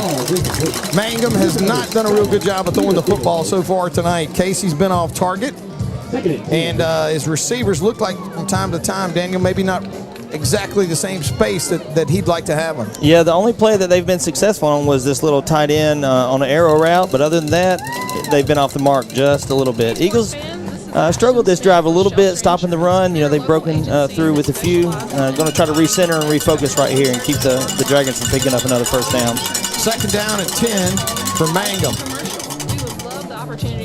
The Dragon 20-yard line. Eagles lead 7-0, 11:56 left to play here in the second quarter. Casey calls for the ball, going to go right up the middle, and that Eagle defense is all over it. They'll have none of it. Loss of 1 yard on the play, or actually, Donnie's going to give him a yard on the play. Donnie's not going to give him a yard. He earned it, and that was a tough 1 yard, so it's going to bring up huge third down play here. 3rd down and 9 for the Dragons. This Eagle defense has got to come through. Hanging on to a 7-0 lead with 11 minutes, 30 seconds left to play here in the second quarter. Big 3rd and 9. 2 receivers to Colby's left. And I don't know, we got a timeout on the field. There's a flag over here by. It's going to be a false start against the Dragons. Right. We'll take 3rd down and 14. Yep, good opportunity for the Eagle defense to get a stop as the Dragons march back 5 yards. Well, if I remember correctly, somebody told me something about ways we win or some kind of wins or ways, and that guy may have said something about field position. Yeah. And right now, the Dragons, if the Eagles can pull a stop here, they're going to have to punt this football from inside their 20-yard line. Yeah, and they're also going to look for a takeaway right here. I mean, this is a passing down. The Eagles are going to play, probably something where they can pick up those flat areas and see if they can get quick screen out in the flat. Oh, yeah. Sniffs it out. The Dragons have been successful on a couple of screen plays early in the game. Not that time. Loss of 1 yard, or actually a gain of 1 yard on the play, but that's not going to be near enough. And again, you're going to send Patrick Turpin deep. Daniel, this time I don't think Turpin's even going to drift into Eagle territory. Well, he'll set up at about the 48-yard line. The Dragons are going to punt this football from inside the 5. And the last play, Rich Coates from the linebacker position blows it up, and then Jackson Mann comes in and makes the tackle. Good play by those two guys.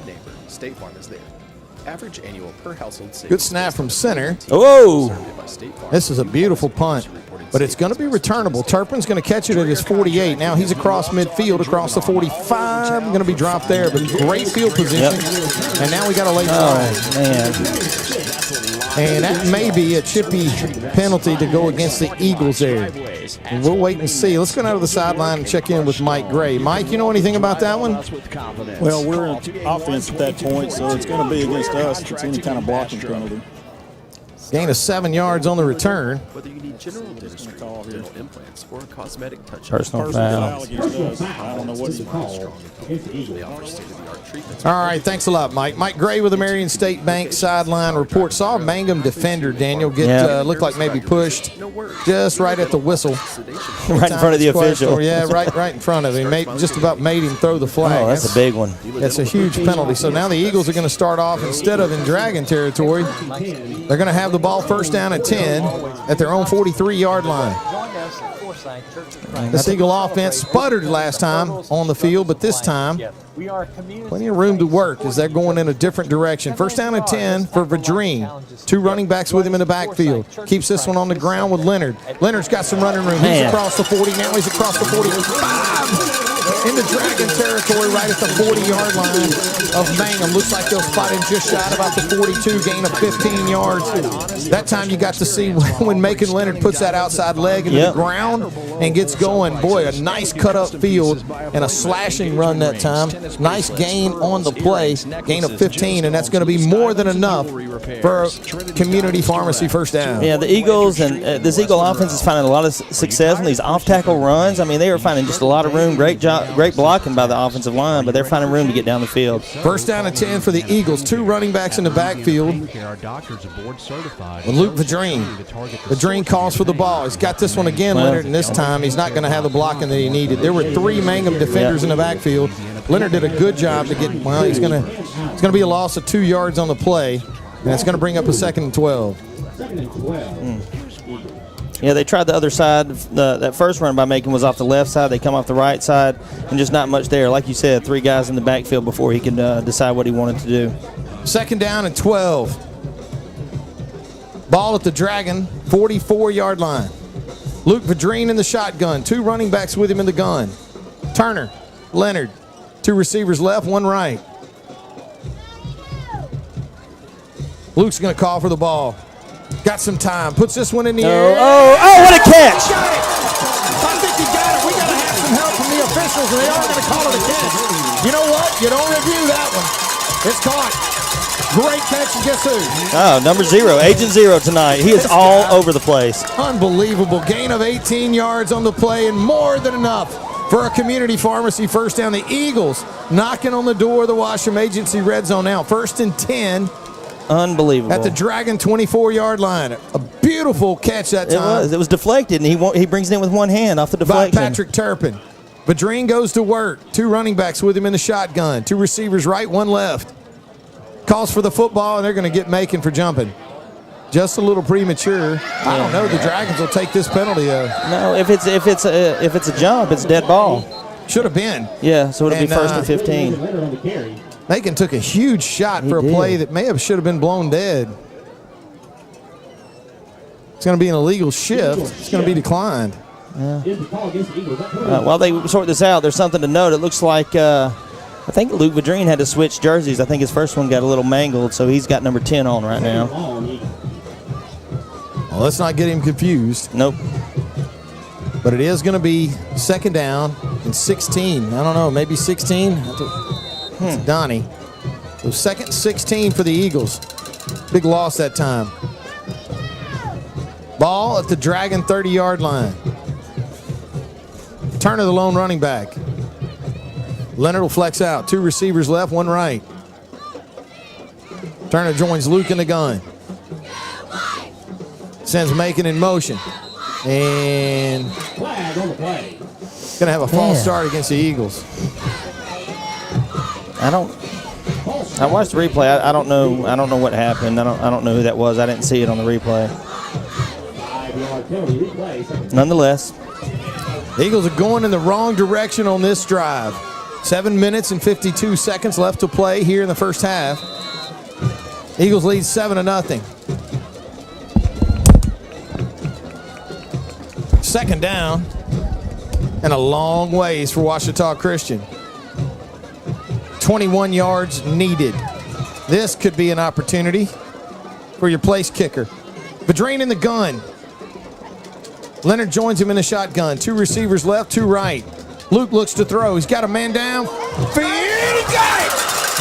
He's got his man. That's Turner. Guess what? He catches the football, too. Jim Turner with a phenomenal grab down around the goal line. Gain of 32 yards on the play for number 32. As the Eagles are going to have the ball now. 1st down and goal at the 3-yard line inside the Washam Agency red zone. What a physical catch that time, Daniel. The ball was right there. Jude just basically wrestling it away from a couple of Mangham defenders to come up with the ball and able to secure the catch and get down to the 3, with the Eagles with an opportunity here to punch it in. Jude with a huge game last week, and it was only a matter of time before he makes his presence known tonight. Vadrine in the shotgun. Good snap from center. Gives this one to make it. Touchdown! He's in. He's in. 3 yards out. And if I'm not mistaken, the last touchdown was from 3 yards out. It was. Great run by Macon. Great job blocking by the Eagle offensive line down, in scoring territory. So, man, nice to take a 2-score lead here. Gavin Polk will come on for the extra point attempt. That touchdown brought to you by the fine folks at Trinity Diamonds Direct. Gavin's kick that time is up, and it's good. No doubter. As the Eagles add to the 14-0 lead, we want to thank our second quarter sponsor, D&H Sporting Goods. 2 locations in Bastrop and Sterlington to serve you. Stop by D&H Sporting Goods for all your OCS Eagle gear. I got to tell you, Daniel, as I look across right next door to me here, I'm seeing what appears to be a Hawaiian print shirt. But wait, look closely. What you see are eagle heads embedded into those, as you are wearing the only Hawaiian-style Ouachita Christian Eagle shirt I've ever seen. Hey, well, if you got tropical climate, might as well wear it before it gets cold. It's pretty warm today, so I figured I'd go with the. Hey, and my parents are in Hawaii. I don't know. Maybe they're listening. I don't even know what time it is there, but shout out to my parents. Well, I got news for you. That shirt probably exclusively and only available in the fine folks at D&H Sporting Goods. This is true. Second quarter sponsor. Gavin gets his leg into this one at the 40, and guess what? Good luck with that. Yeah. That's going into the end zone. Heads up, class of 2014. 6 minutes and 49 seconds left to play here in the second quarter. The Eagles hanging on to a 14-0 lead. Let's go down to the sideline and check in with Mike Gray and a Marion State Bank sideline report.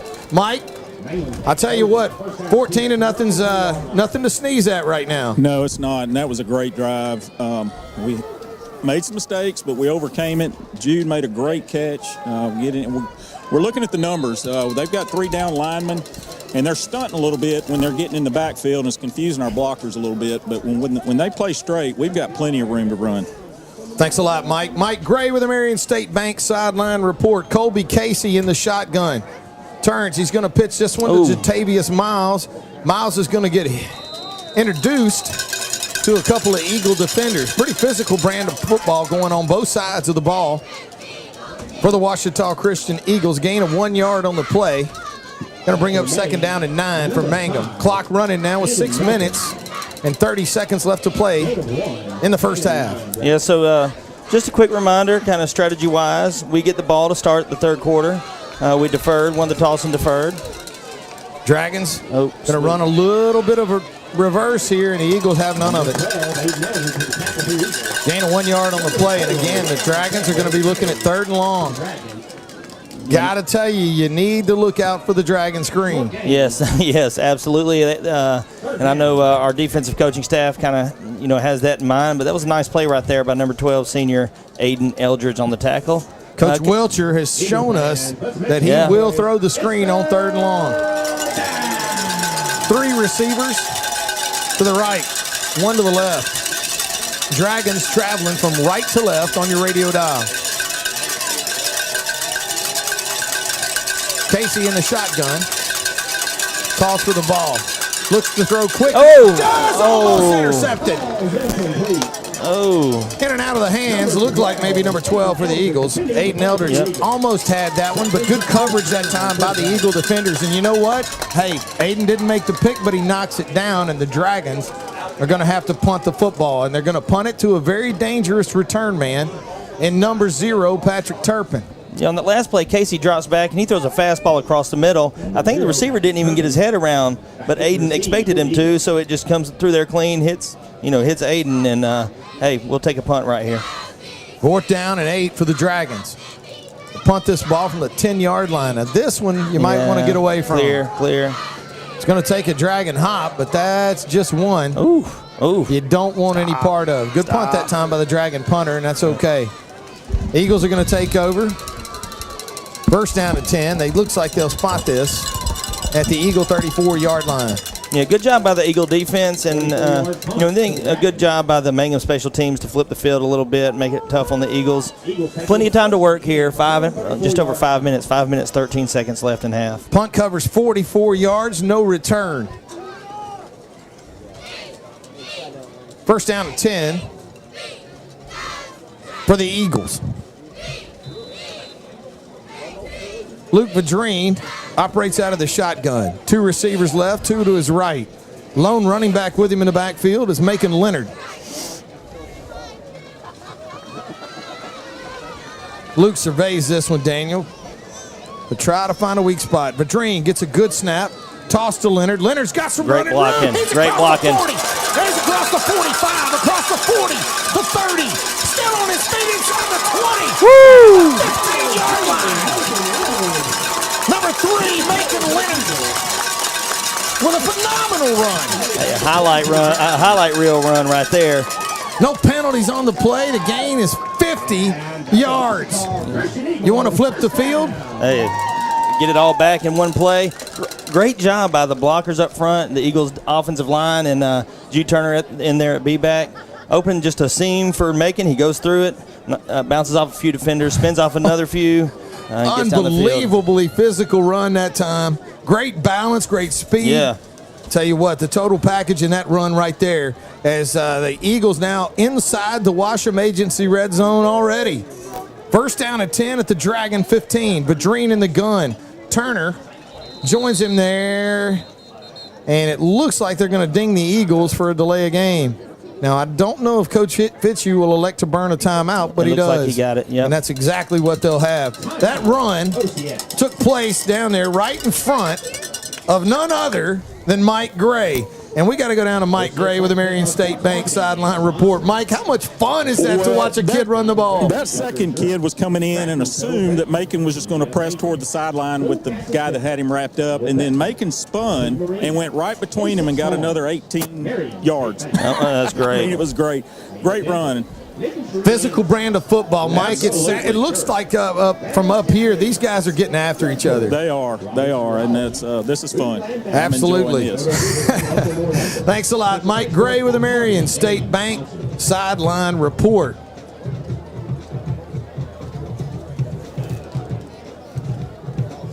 As we come back from the Campbell and House Attorney at Law timeout. All of our timeouts sponsored by Campbell and House Attorneys at Law. Don't get played. Call Wade. Call Wade. 318-855-0285. Thank Campbell and House Attorneys at Law for sponsoring all of our timeouts. First down at 10 for the Eagles after the Macon Leonard run. Jude Turner is in the backfield. Make no mistake. Jude can put his foot in the ground too. Going to give this one to Turner. He's got some running room. He's down inside the 10. Move. He's still up. He's still up. Unbelievable. It's going to be real difficult to deal with two running backs. Yeah. That kind of balance and speed. Turner just rumbles that one in from 16 yards out. And another Trinity Diamonds direct touchdown. Powerful run that time by number 32, Jude Turner. As the Eagles increase their lead now, almost instantly to 20-0. Gavin Polk on to attempt the extra point for the Eagles. Good snap. Turpin gets it down, and that kick, that's a no-doubter. As Gavin's going to split the upright for that one. Man. Great kick that time. And I tell you what, the Ouachita Christian Eagles are playing football. Hey, now look, this game's a long ways from over. It is. We do know that, but I will tell you this. The Ouachita Christian Eagles got a good football team. Hey, they've been chomping at the bit apparently all year for this game. Jude Turner right there, 99% or more running backs are going to go down on that play. Instead, he leaves footprints on the defender and finishes the run. And you're talking about the power, you're talking about the balance and the strength that you get from Jude Turner. You fast forward and flip that to the speed and the balance and the grace that you get from Macon Leonard. Yeah. And you've just got a real difficult situation for a lot of defenses to deal with. And hey, look, let's not leave out the fact that this Ouachita Christian offensive line has got some guys that'll flat out get after you, and they're opening some great holes for those young men. Yeah, great possession right there. Polk tees it up at the 40. Don't know. That one might be returnable. It's going to check up. Oh, that's trouble. Oh, that's bad. Oh, yes. Oh, wow. Hey, you put a little lob wedge there. Well, guess who's down there for the tackle? Oh. I bet you'll never guess. Give me a number 0 That's for right. 500. Well, you just won 500. Patrick Turpin getting down his field, staying in his lane, does a great job of covering up down there. The Dragons now, I don't know. They probably wish Gavin would have kicked it into the end zone. It checks up at the 3. And the Dragons have to handle it. Yes. So now they're going to be looking at first down at 10, inside the 10-yard line. Call it the 8-yard line. First down at 10 for Mangham. Colby Casey is going to line up in the shotgun. Good snap from center. He looks to throw. He's feeling a little bit of pressure, rolls, and he's going to throw that one in the dirt. Eagle defense that time, Daniel, I think they sniffed out a screen. I think so too. They had the screen man covered in case he just had to throw that one away. So it is going to bring up now 2nd down and 10 for the Mangham Dragons. 4 minutes and 12 seconds left to play here in the second quarter. Ouachita Christian 21. Mangham 0. So what I think what the Eagles did there, and I saw them do this at practice, is they'll bring up 2 linebackers like they're going to blitz, and when he snaps the ball, they just drop right back. And so they're sitting there for it, and then they jailbreak from the outside. So great play, defensive play by the Eagles. Freshman quarterback, number 10, Colby Casey, at the helm for the Dragons. Oh! He's going to keep this one himself. And he does do a good job that time, Daniel, pulling that one. He picks up 6 yards on the play. Got his running back destroyed. He did. But the object of the drill is to make yards. He picks up 6, actually 7. So it is going to bring up now 3rd down and 3 for the Dragons. They'll spot this football at the Dragon 15-yard line with 3 minutes and 46 seconds left to play here in the second quarter. Dragons to the line. Big 3rd down play here. Casey in the shotgun. Going to call his own number. I don't know. If they give it to him where they spot it, he's going to have a 1st down. Yeah. Donnie, well, he needed 3. Donnie gave him 3, and so that's going to be enough for a Dragon 1st down. But Mangham is going to be fighting the clock pretty soon, Daniel, running the football like they are with 3 minutes and 20 seconds left to play here in the half. Dragons don't waste a lot of time. Eagle defense getting adjusted. Casey pulls up a low snap from center. That one's going to be incomplete. Saying that was a forward pass, and it was. Yep. Yeah, a bubble screen on the outside, intended for number 4. Just falls incomplete. He had a little room there too, I think.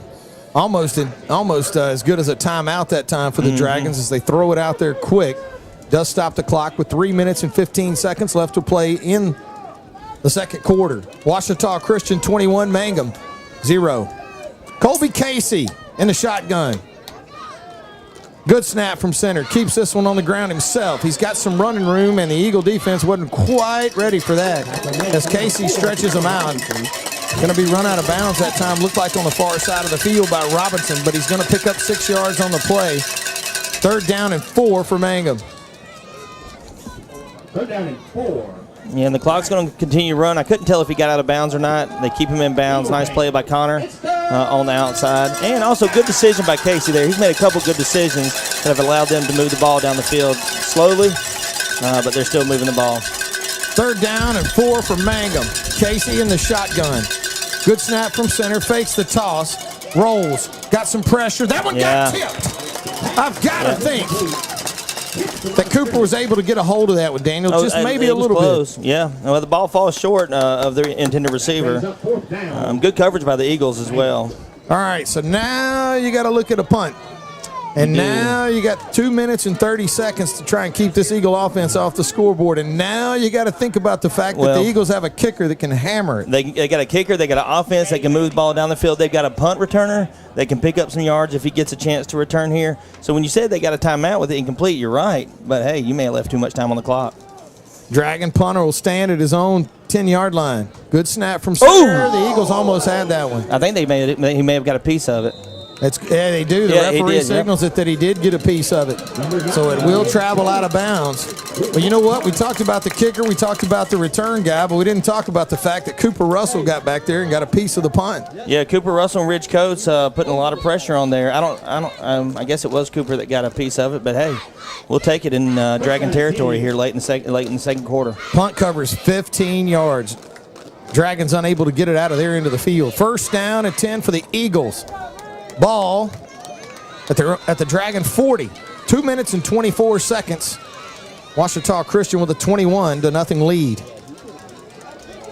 2 receivers split far to the right, 2 left. Leonard in the gun with Vadrine. Good snap from center. Luke looks to throw. Oh, he's got a man downfield. Going to be caught by Turpin. He'll haul it in at the 30. Well thrown football. It looked like he threw that one a mile, Daniel, but only going to result in about a 9-yard gain. A gain of 10. They'll move the chains for another community pharmacy first down. Had a couple clock continuing to run. A couple defenders breathing on him when he threw it too. I thought he might take a hit there, but nice job, nice delivery by Luke. Nice catch by Patrick. First down at 10 for the Eagles. Another community pharmacy first down. Vadreen in the shotgun. Ball at the Dragon 30. Luke gets a good snap from center. Sets his feet. He's looking to throw. He's got a man downfield. Let's go. Touchdown. Let's go. Washita Christian. Number 0, Patrick Turpin is going to haul it in from 30 yards out. No flags on the ground. Touchdown Eagles. It was only a matter of time. Before Patrick gets a touchdown. Well, now I'm going to tell you something. Patrick did a fantastic job of getting himself open and catching the football, but what a beauty. Oh, man. That was a well-thrown football. Yep. That's one of the better ones I've seen Luke throw this season. He hit him in stride as Turpin takes it in to add to this lead, as the Eagles are going to try to go up now 28-0. Gavin's kick is up, and it's good as the Eagles take a 28-0 lead. Let's take a quick timeout, Daniel. You're listening to Washita Christian Eagle football on the Washita Christian Sports Network. Hey sports fans, this is Ashton Smith with Shelter Insurance. We are a local agency that specializes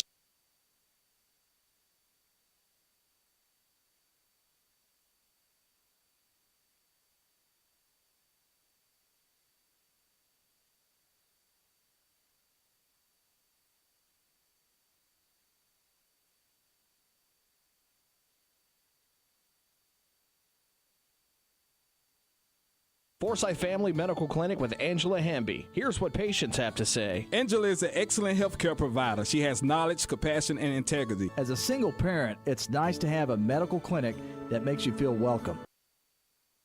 Forsyth Family Medical Clinic with Angela Hamby. Here's what patients have to say. Angela is an excellent healthcare provider. She has knowledge, compassion, and integrity. As a single parent, it's nice to have a medical clinic that makes you feel welcome. Most clinics are just another visit to them. Forsyth Family Medical treats you like family. Make Forsyth Family Medical Clinic with Angela Hamby your home for family health care. 5000 Forsyth Bypass in Monroe.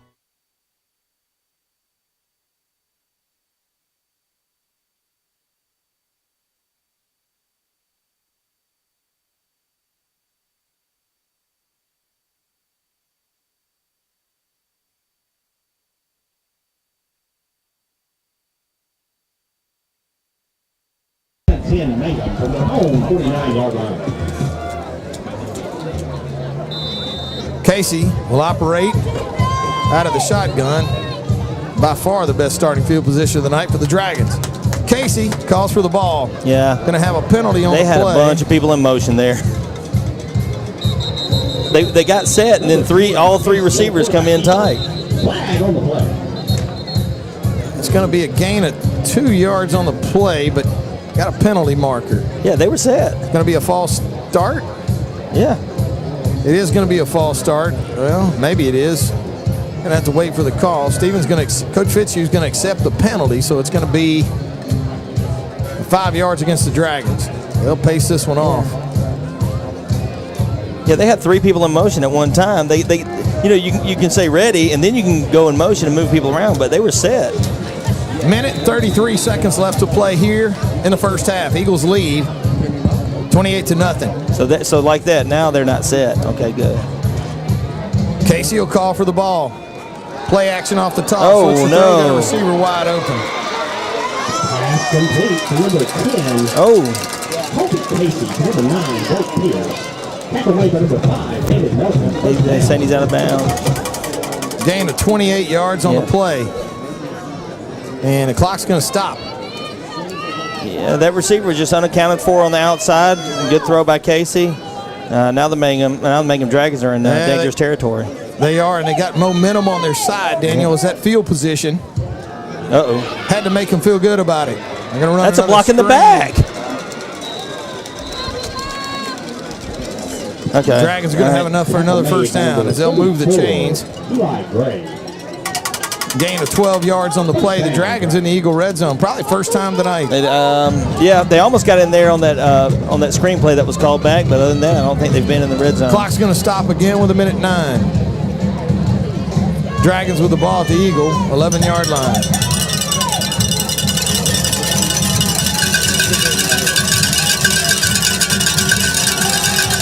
Casey's going to feel a little bit of pressure.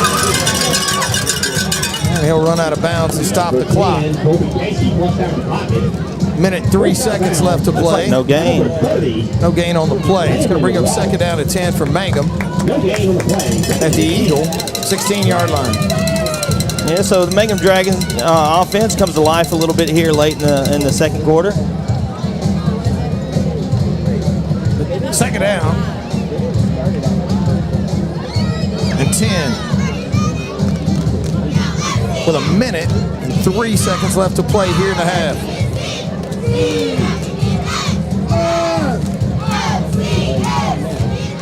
Casey is going to fake this one. He's looking for some running room. Daniel, he's an elusive runner. Not a lot of power. Yeah, he is. He's definitely able to find those soft spots and find the creases as he picks up 5 yards there. And we're going to have a timeout taken. Let's go down to the sideline and check in with Mike Gray for the Marion State Bank sideline report. Boy, I tell you, Mike, the onside kick or whatever kick that was, boy, I tell you, giving the Dragons that kind of field position this late in the half, had to put a little wind in their sails. Not what I would have probably called. Now, it could have bounced odd and it could have turned out a whole different, but it bounced right into the kid's breadbasket on the run. He got great field position. We've been a little out of the little position. We know they're going to throw the ball at this point for the most part. So we're getting a little pressure in there, but you know, we've just got to do a little bit better job of defending on these guys slipping out of the backfield. You got to yell for them down there, Mike. Come on, man. They can hear you out there. Oh, yeah. Well, look, you know, coaching's my first love, and I've been coaching up the defensive line a little bit here in between plays. But, no, they're going to do fine. All righty. Thanks a lot. Mike Gray with the Marion State Bank. Sideline report. Big third down play here if the Dragons want to try and put points on the board. Third down and 5 at the Eagle 11-yard line. Casey in the shotgun, sends a man in motion across the formation. Gonna fake this one, looks to throw, puts it in the air. It's gonna be a touchdown. Dragons are gonna score. Pass complete. Number 10, Kobe Casey. Number 7, Peter Biggs.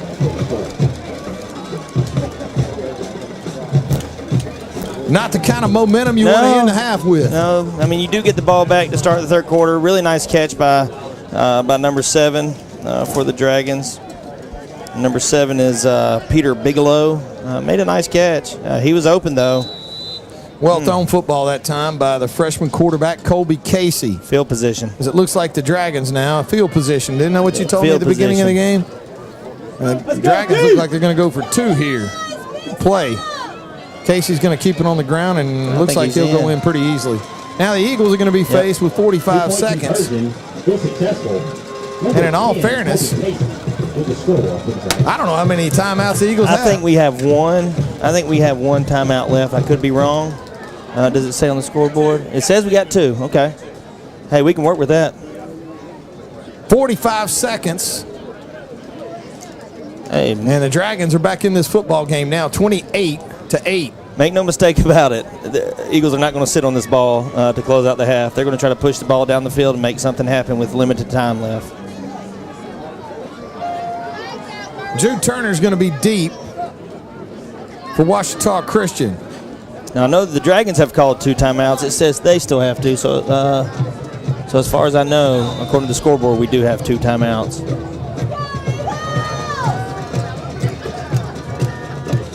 Dragons are going to kick this one. It looks like one of the upbacks is going to take it in.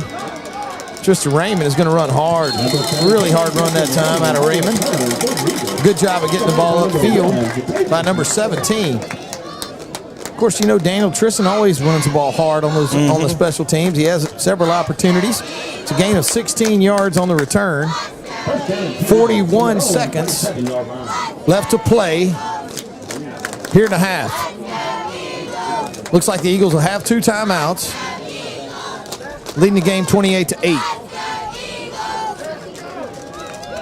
Luke Vadrine is going to be in the shotgun with 2 running backs, 2 receivers to his left, 1 to his right. Interesting to see how we'll choose to end the half here.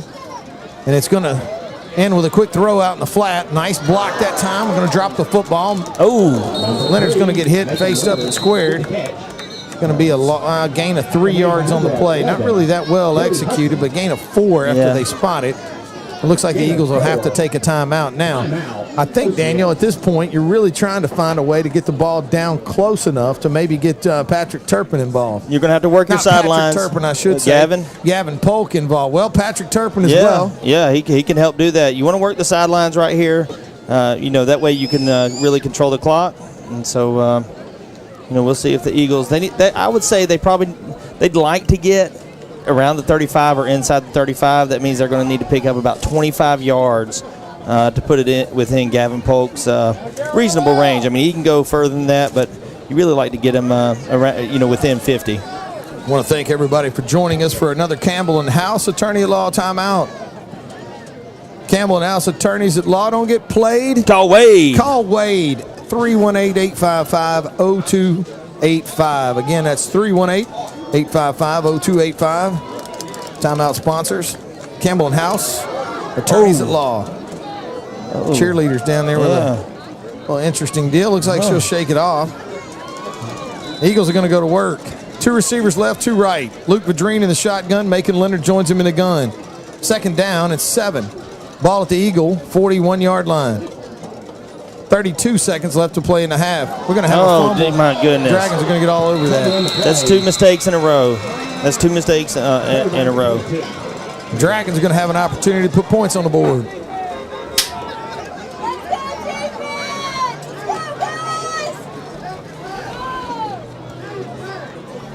First down at 10 for Mangham. Eagles with an offensive miscue. Doesn't look like maybe Vadrine trying to get the snap about the same time the snap got there. Macon Leonard was going for it as well. So a little bit of a mishap there, but it's going to result in a turnover. First down at 10 for Mangham with 28 seconds left to play in the first half. Casey will send a man in motion. Good snap from center. The Eagles are going to lose contain. Cooper's over on the far side. He'll drag him down. Out of bounds to stop the clock after a gain of about 1 or so, maybe none. Gain of 1 yard on the play for Casey. Maybe back to the line of scrimmage, Daniel. Run out of bounds. 22 seconds left to play here in the first half. Mangham trailing Ouachita Christian right now, 28-8. This Dragon offense seems to have found a spark, Daniel, right there at the end. Yeah. For the second half. Casey will go to the sideline for the play call with 3 receivers to his left, 1 to his right. Calls for the ball. Quick throw out in the flat. Nice job of Stacey Shaw with a big hit. Eagle defenders. Shaw's going to end it up. It looks like the Dragons are going to take their last timeout. Again, another timeout brought to you by Campbell and House. 3rd down and 10. And you talked a little bit a while ago, Daniel. You said, I guarantee you we won't sit on it with 45 seconds left to play. I didn't expect us to. If we can somehow get away with this one right here, I think we're gonna be content. A little, really good first half up until this last, the previous drive for the Dragons. Well, you could sense the shift. You can. It was field position. When that kick took a great bounce for the Dragons. I mean, I'm just telling you right now, I'm sitting here, I'm kicking that to Cleveland. That's right. I'm definitely not going to try to check it up. It will fly. Gavin's done such a phenomenal job kicking the ball tonight. Yeah. 3rd down, big play here. Casey looks to throw. That's He's got a be picked receiver. off. Yep. That's intercepted. Any question about who was going to pick this off? And Turpin may be in range. All right. It's going to be, where's he marking? We're going to have to see. Yeah, it looks like he's going to be around the 39-yard line. And we may see Gavin try a 56-yarder right here. Well, it looks like the Eagles are going to try to run a play. Where's the ball? Where's he going? Did he step out of bounds way back there? Oh. Yeah, you won't be reviewing that one either. Yeah. Now you sit on it. Yeah, now you're going to take that knee, and you're going to go in with a 20-point lead. Look, I'll tell you what. I mean, hey, if you could have told me these young men would be able to come away with this with a 20-point lead at halftime over the Mangham Dragons, I guarantee we'd all take it. Yeah, that's right. You couldn't ask for more from this offense and defense in this first half. Badreen in the shotgun. Going to take a snap, and he's going to throw this one back across the field. We got a penalty marker already on the ground. He's going to go for a ways, too. Oh! Great run Rich that coach. time, but I have a feeling this one's coming back. No indication why. Number 9, Rich Coates. Yeah, they'll probably decline it and send it to the half. Flag on the play. Great play call that time by Coach Drew Badreen. But penalty's going to be declined. I didn't know you could take us to halftime. I just didn't know you could decline a false start on the offense. That's happened 3 times in the first half. Well, let's go down to the sideline and check in with Mike Gray and Marion State Bank. Sideline report, Mike. How's it going? It's not a false start. It's 5 men in the backfield. Okay. And it's the same signal as a false start. And it's not a dead ball if it's 5 men in the backfield. Well, that clears that up because that's happened 3 times here. So it's like an illegal formation. Yeah, you've got to have 7 on the line of scrimmage, and we're just not in that position. So, all righty. I like that. You're right, David. I would say I'd take the 20-point lead at halftime any day of the week, especially if we're getting the ball. Absolutely, I would. No, Mike, I just, boy, I tell you, when you see the weapon that we possess in Gavin Polk, I just, the finesse game is great, but sometimes it's all right to just kick it over there outside of the stadium, right? Look, in high school, kicking game, I mean, that first punt, or the only punt that Gavin did, that was planned to not kick it to the guy. He wanted to keep it low and on a roll away from the return guy, and it worked great. Absolutely. We ended up with about a 45, 50-yard field position difference. But this last time, let's just put it in the end zone, give it to him at the 20. I mean, that's a huge weapon in high school. Oh, I totally agree, these guys Mike. are so dangerous to return, to keep discipline for our guys to stay in our lanes. It's tough. It's tough. Well, I'll tell you what, the Ouachita Christian Eagles played a great first half, Mike. We'll take that 20-point lead in at the half against a football team like this any day of the week. Thanks a lot, Mike. Mike Gray with the Marion State Bank sideline report. The Ouachita Christian Eagles are going to go into the halftime, leading Mangham tonight 28-8. And I've got news for you, Daniel. I think we're going to be in for a fantastic second half as well, as the Ouachita Christian Eagles able to get it done in the first half. We're going to take a quick break as we're entertained by the dance line from Mangham High School here at Ouachita Christian. Dragonettes? I'm not sure. Maybe the Snapdragons. Snapdragons, okay. As you were dutifully corrected. For well, hey, I mean, I was asking. It was a question. That's right. Dragonettes, question mark? That's as these young ladies out there entertaining the crowd here at Eagle Stadium. We're going to take a quick break. You're listening to Ouachita Christian. Eagle football on the Ouachita Christian Sports Network. Hey sports fans, this is Ashton Smith with Shelter Insurance. We are a local agency that specializes in providing the best coverages and service for our clients. We offer all your insurance needs such as auto, home, life, and commercial. We would love the opportunity to earn your business. Please call us at 318-343-3582. You can find us at Facebook or at 205 Old Bastrop Road in Monroe. We are your shield. We are your shelter. Forsyth Family Medical Clinic with Angela Hamby. Here's what patients have to say. Angela is an excellent healthcare provider. She has knowledge, compassion, and integrity. As a single parent, it's nice to have a medical clinic that makes you feel welcome. Most clinics are just another visit to them. Forsyth Family Medical treats you like family. Make Forsyth Family Medical Clinic with Angela Hamby your home for family health care. 5000 Forsyth Bypass in Monroe. There's no better time to get rid of those glasses or contacts. Now with the latest in LASIK, all laser eye LASIK, safe and ultra precise. Call for a free evaluation. 318-32-LASER, 318-32-LASER. Make the high, humble decision for your LASIK care and clear If your car or truck is broken down, or you locked your keys in your vehicle, or you just need a flat fix, call Bears Towing and Recovery at 388-3021. In fact, why not just save the number in your cell phone? That's 388.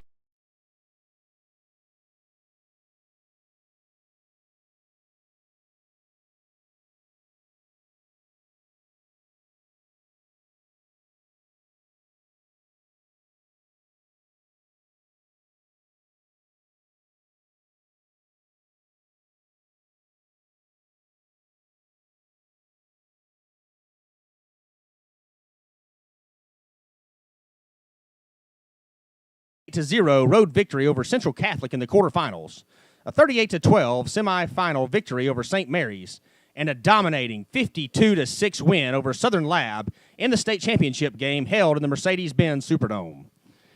At this time, we would like to recognize the young men in numerical order for those that were able to make it back for this ceremony tonight. Number 3, John Ormond. Number 4, Brian Repond. Number 5, Jake Slaughter. Number 11, Bryce Wallace. Number 15, Whit Chapman. Number 16, John Ivan Morris. Number 25, Josh Pennebaker. Number 26, Connor McCoyne. Number 27, Keith Myers. Number 30, Garrett Morris. Number 32, Connor Wade. Number 33, James Anderson.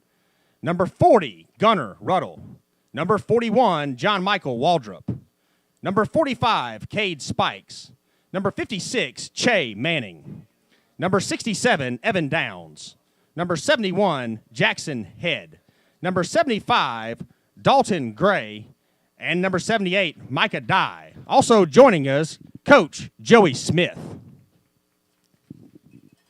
Once again, congratulations and thank you to each of these young men and their OCS teammates for the impact they have made, and may God continue to bless each of you and your families as you serve him always.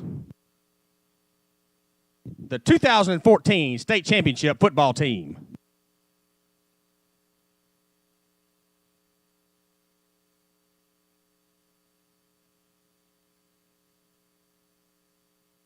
If your car or truck is broken down, or you locked your keys in your vehicle, or you just need a flat fix, call Bears Towing and Recovery at 388-3021.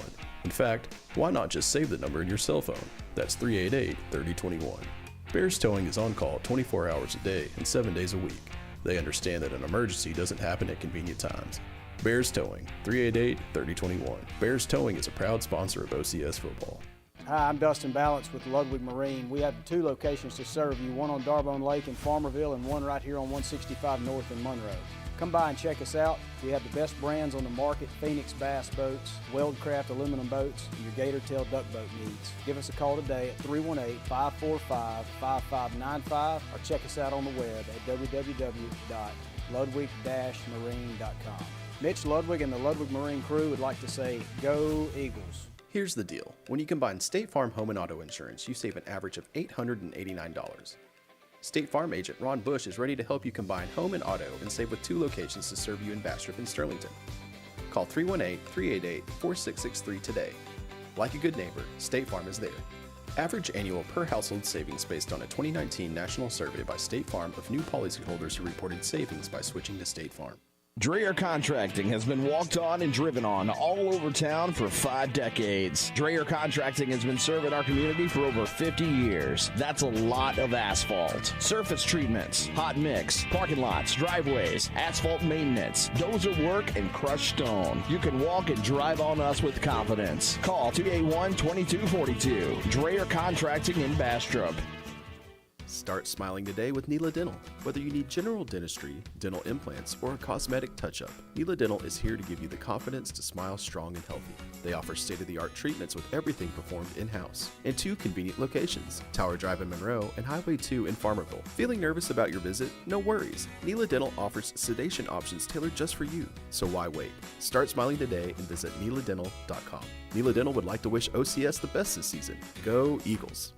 Everyone likes to be on the winning team, but there are always many obstacles in the way. Join us at Forsyth Church of Christ, where we celebrate overcoming the hurdles and struggles of life together. We are a community of faith, supporting each other's victories. Come as you are, and let's tackle life's challenges together. Join us at Forsyth Church of Christ this Sunday at 10 a.m. Visit facoc.org for more information. Go Eagles! Trinity Diamonds Direct, 201 Blanchard Street in West Monroe. Wholesale jewelry with integrity. They provide honest, professional experience while offering stunning diamonds and fine jewelry at or below wholesale prices. And we do custom pieces by appointment. Engagement rings, tennis bracelets, pearls, earrings, necklaces, gemstones, loose diamonds, and jewelry repairs. Trinity Diamonds Direct, 201 Blanchard Street in West Monroe.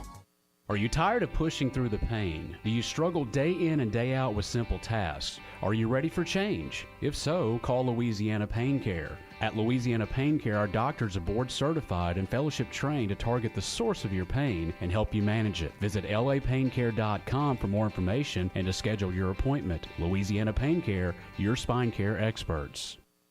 Looking for a reason to try the new $5 meal deal at McDonald's?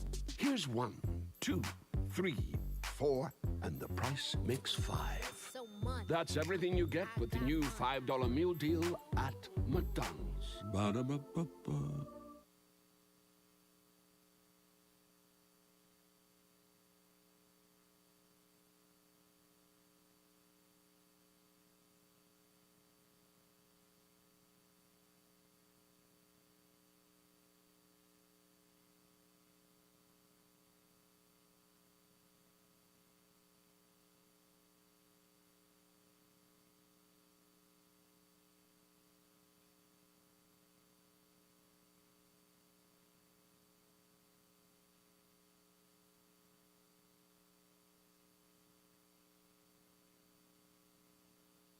I'm here to bring you a couple stats and a couple scores from the area for our halftime show.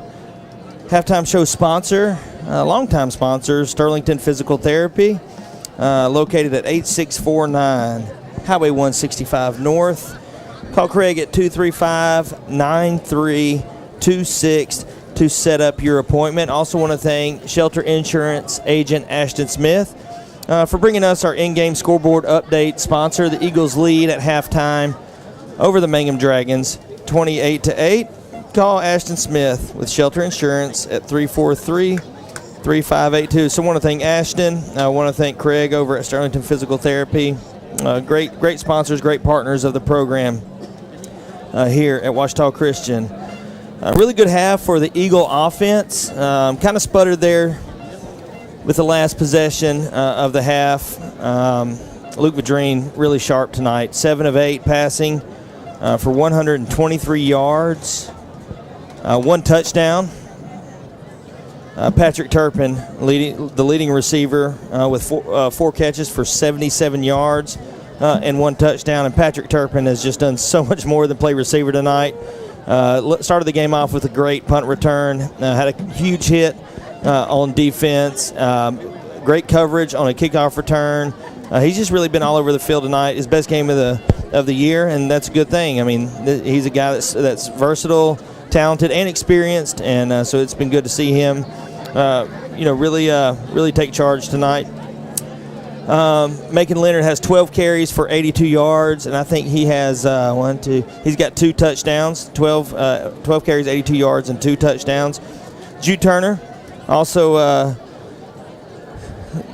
playing multiple roles, has 1 long catch, 32 yards, and 1 rush for a 16-yard touchdown. As a team, 15 carries for 102 yards.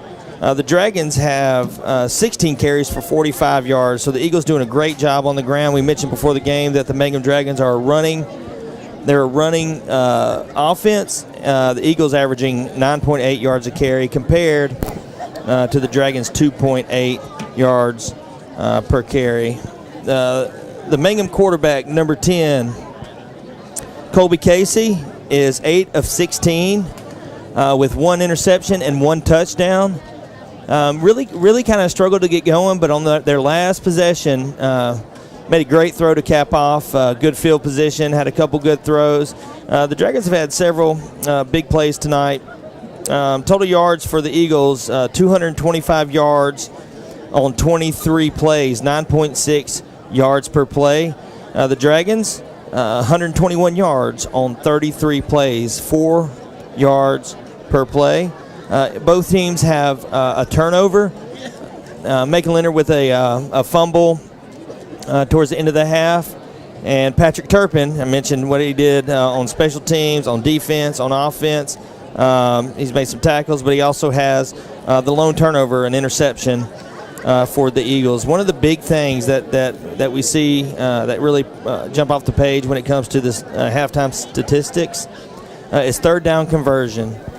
The Mangham Dragons are 1 of 10 on third down conversions. Of course, converted it on the drive where they put points on the board. The Eagles have only faced a third down 2 times and are 1 of 2. Gavin Polk with a nice punt on the one failed conversion.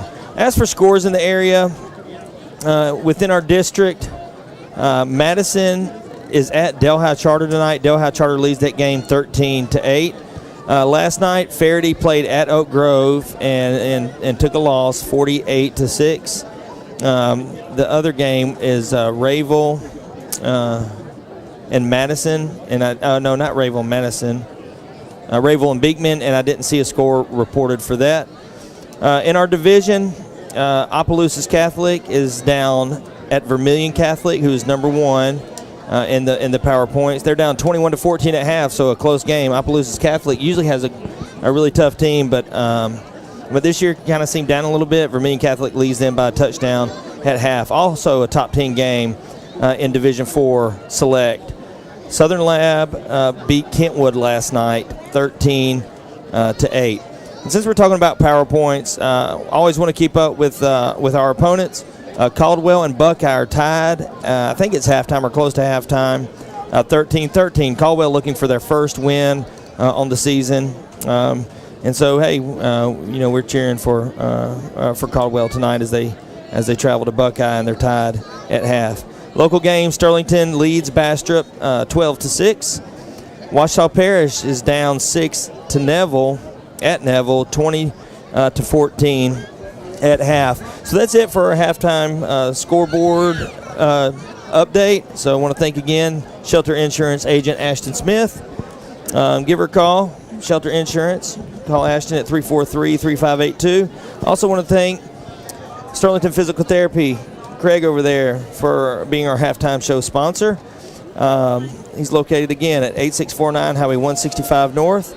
Give him a call, 235-9326, to set up an appointment. Hey, we're going to take a short break, and we're going to come back and maybe share some of this with some of these stats with David and these scores as he shares some of this cupcake he's got with me, sprinkles and all.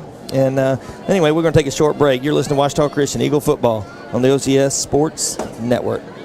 Are you tired of pushing through the pain? Do you struggle day in and day out with simple tasks? Are you ready for change? If so, call Louisiana Pain Care.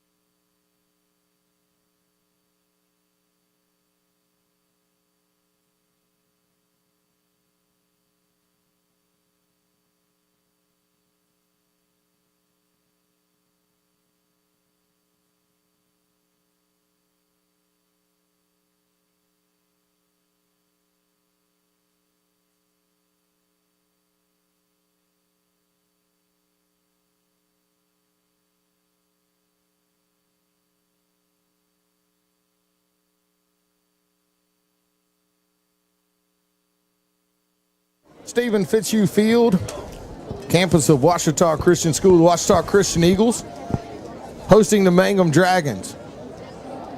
Class 2A. Here come your Eagles! Between the number 5 team in Class 2A and the number 9 team in Class 2A. Daniel? Hey, the cupcake good? Eagles have been able to take care of business in this one pretty early. They have. While you were going to get that cupcake, I went over some stats. I'm just telling you, I went over some. All right. Hey, yeah, whatever. No, I ate a Twix, so I'm just messing. But hey, went over some stats. Look, look for the sake of argument, the 2014 they got a reunion down there. You know, a few of the guys. You go down there. The next thing you know, what are you going to do? Were you on the horn for that team? Were you calling games at that time? Okay. I was. Know a few of the guys. Good guys. Yeah. Good turnout down there.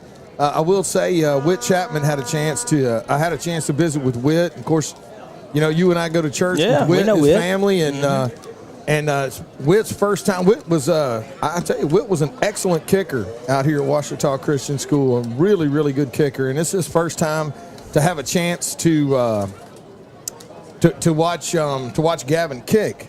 And needless to say, he's very impressed by his abilities. You know, I know Wick comes out here. He has in the past and worked with some of the kickers, has a good relationship with Coach Fitzhugh, and he'll get him to work with the kickers. He's probably worked with Gavin when he was younger. I'm not sure about that, but just speculating.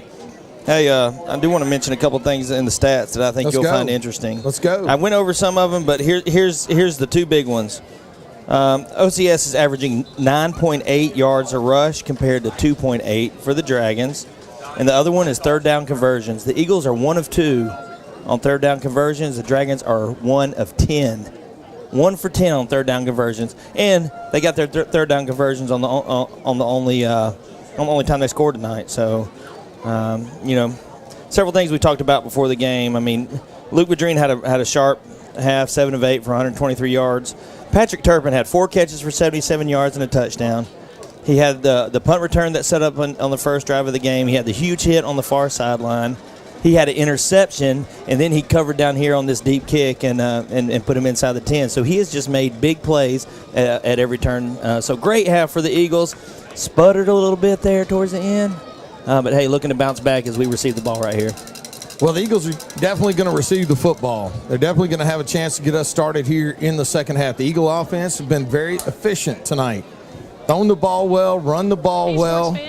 And as efficient as the Eagle offense has been, the Eagle defense has been just as efficient and just as effective at handling this Mangham running game. Hey, we got a whole half to play, though. This game is far from over. Oh, it's, well, you know, and right there towards the end of the second half, the Dragons enjoying a little bit of momentum as they were able to put a touchdown on the board. Of course, the Eagle defense stiffened, but the Dragons get ready to put this one into play as we get ready to get the second half underway, and we do. This is going to be a directional kick, going to be fielded cleanly by the Eagles around the 32-yard line.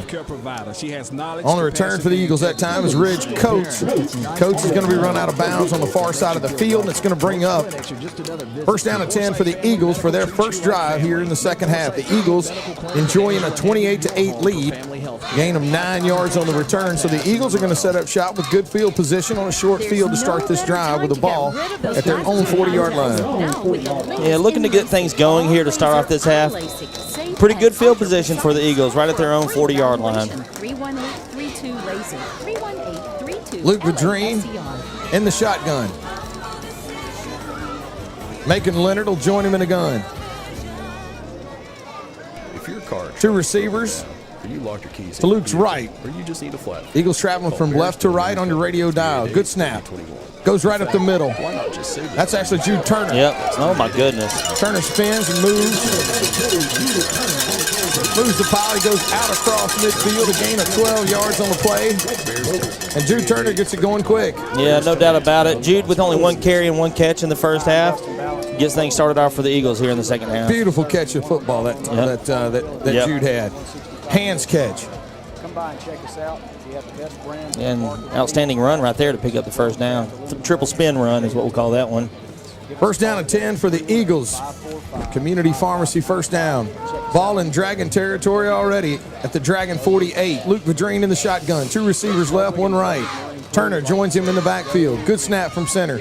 Gives this one up right up the middle of Jude Turner, and I got a feeling the Dragons are fixing to get a healthy dose of Jude Turner. Hey, downhill. Daniel, he's close to a first down there. Pick up a 6 yards on first down. Very manageable. Second down and 4 now here. Second down and 4. I will tell you, on the play sheet, Daniel, is not too wild to see a play-action pass here. No, maybe a bit early, but yeah, I mean, Jude Turner's still in there.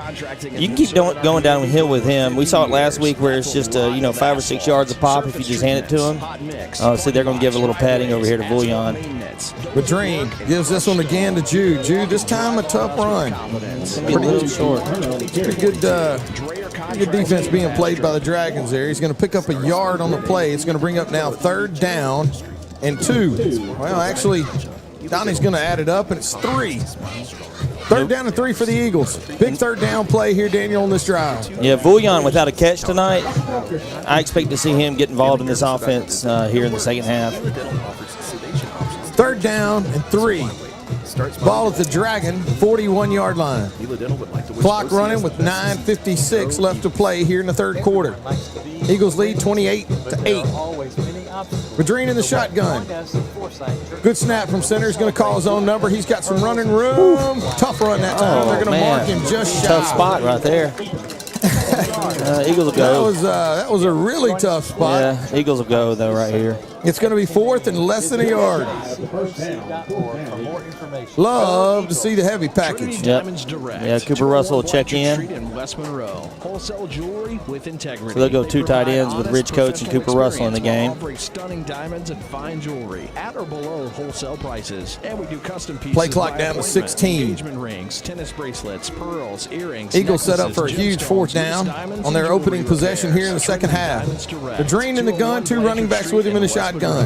Calls for the ball, gives this one inside to Leonard. I think he's going to have the first down. Well, this guy over here marked him short. Yeah, but he's going to get this spot, I think, to the near side, which is going to be enough for a first down. Unfortunately, you're not going to get to review that one. That's unbelievable.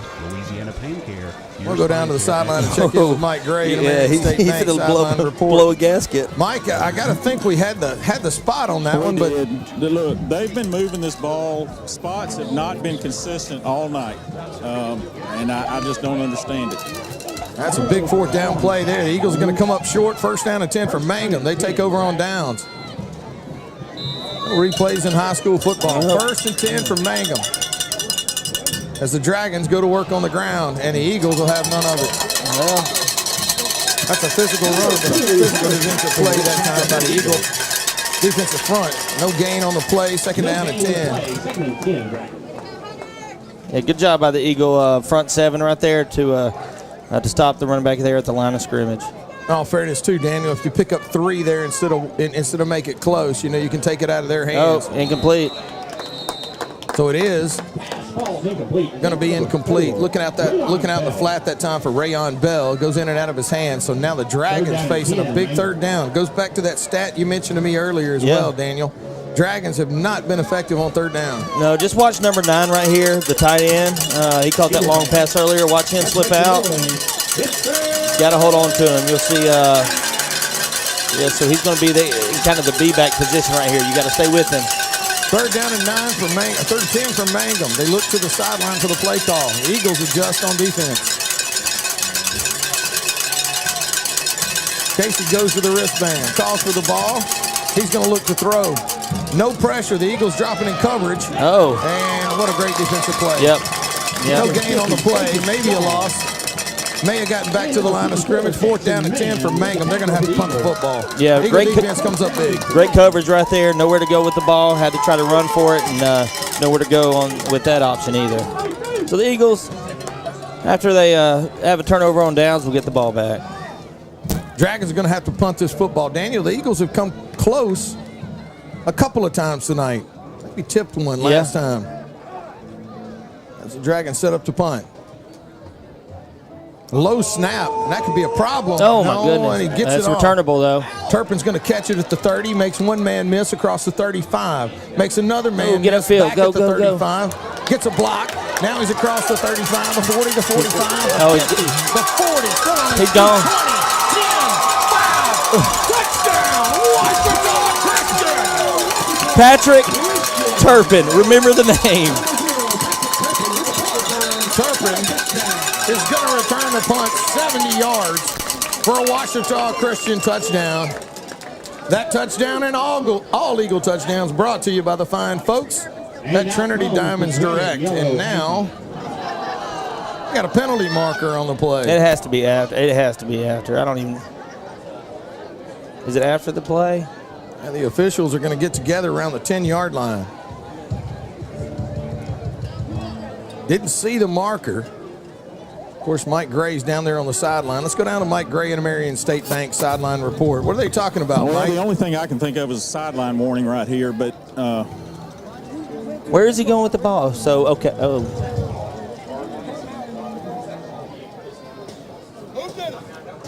All right. what's the call, ref? Thanks a lot, Mike. Hang on a second. What was the call, ref? Mike Gray with the Marion State Bank sideline report. That penalty goes against the Eagles. And the Eagles are going to be penalized on the play. They're going to take the touchdown off the board. Let's go down to the sideline again with Mike Gray and the Marion State Bank sideline report. Mike, how we doing down there? Well, he said one of the players was so excited he came into the field to play during the play and said it was number 51. I didn't see him. I know Cooper was over here on the sidelines, but he was in the game and got pushed out, so not sure. Thanks a lot. Mike Gray with the Marion State Bank sideline report. Take the touchdown off the board. A great return by Turpin, but the Eagles are on the field. Luke Vadrine in the shotgun, wearing the number 10 now. Good snap from center. Keeps this one on the ground. That's Macon Leonard. Leonard with a tough run. They'll give him forward progress, and he'll pick up good yardage right at the middle of the Dragon defense. A gain of 6 yards on the play. Going to bring up 2nd down and 4 inside the Washam Agency red zone at the Dragon 19.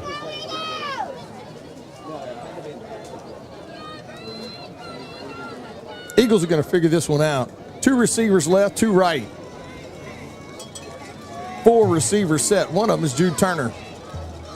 Leonard joins Luke Vadrine in the gun. 2 receivers left. Good snap from center. Luke's going to call his own number.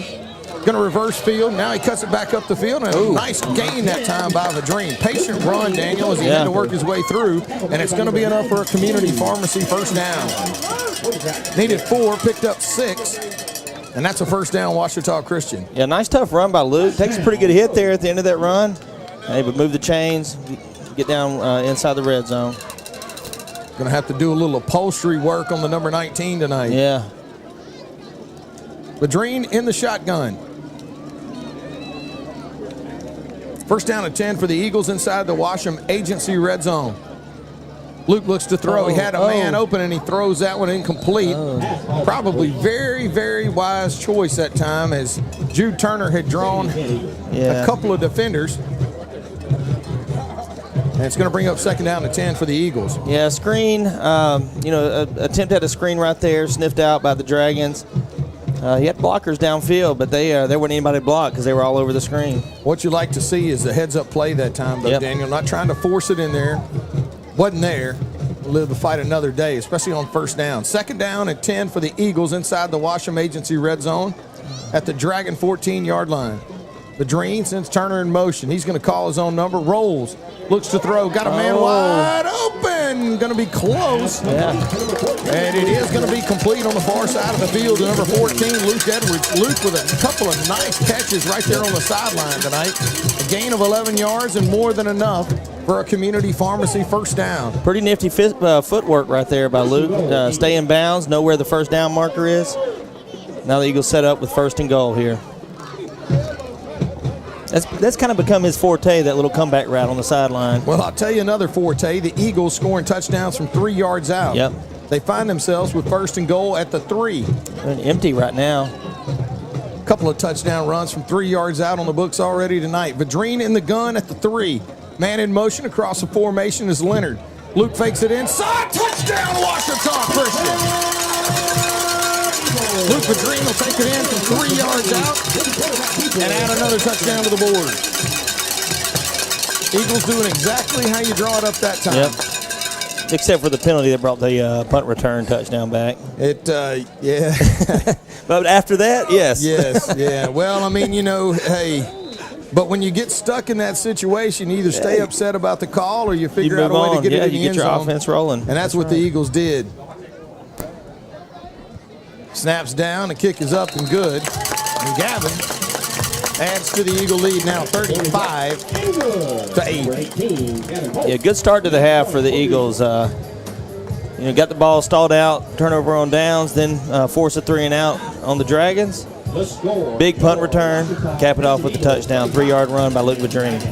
Yeah, boy, you really, really hate to be the one to get a punt return call back on a touchdown. Well, the thing is, Mike said it was number 51. He's on the offensive line. That's Micah Mosier. He's kind of an anchor on our offensive line. So he's got to get back out there and kind of pave the way for our running game, and that's exactly what he does. He bounces back well from that. Exactly what you do. The Eagles respond to adversity. That's how you win big games like this. And that's what they're doing tonight. Gavin will tee it up at the 40-yard line. Number 1, Octavius Miles, and number 12, Reggie Robertson. A lot of ability. What do you think Gavin should do here? Well, I'm going to tell you, I'd like to see him kick this one through the goalpost, maybe over there off the track. Tees it up at the 40, long run up, and that's what he does. There we go. That ball can't keep kicked. He's going to catch it inside the field of play, though. Dragons are going to try to set up a return. Maybe not the smartest thing in the world to do. Eli Red had a phenomenal open field tackle. If he makes the Dragon returner, who's still thinking about the decision he made to bring that one back, as Red with a great open field tackle, and the Eagles playing a real physical brand of football right now. As kickoff return did cover 23 yards, but it's going to bring up first down at 10 for Mangham now at their own 23-yard line. Eagle defense has been tough on the last couple of series. See what they can do here. Freshman Colby Casey, number 10, leads the Dragons out. Sends a man in motion. Good snap from center. They keep this one on the ground with Casey. And, boy, I tell you, it looked like there may have been some holding inside. Yeah. But we are not going to get a flag for it, so it's going to be first down for the Dragons. Casey calls his own number and finds some running room. Hadn't had very many holding calls at all tonight. Gain of 16 yards on the play. First down for the Dragons. Ball now at their own 40-yard line. Trailing the Eagles right now 35-8. They keep this one on the ground. There's some running room. Now we got a penalty, and may have been a holding call that time. Maybe. It was thrown a long way from the ball. That's what I was going to say. That back judge has a pretty good arm. It is going to be a holding call against the Dragons. Now it's going to be a costly penalty. A good run that time out of Jatavius Miles. Going to wipe that off the board and back them up. I tell you, Daniel, too, the holding calls are such back-breaking penalties in high school football. They are. Spot foul, and you're going 10 yards from there. So, you're looking at a situation now. Mangham going from 1st and 10 to 1st and 17. Backing them up inside their own 40-yard line now to the 33. Colby Casey is a gamer. Been playing hard tonight for the Dragons. Yeah. Going to keep this one. He's going to stay on his feet. Man, so unbelievable. The Washington Christian defense. They follow him up, and Casey is going to lose a huge chunk of yardage. Donnie's going to say a loss of 13 on the play. So that was number 34, Eli Gray. He was the one who just got held on the last play.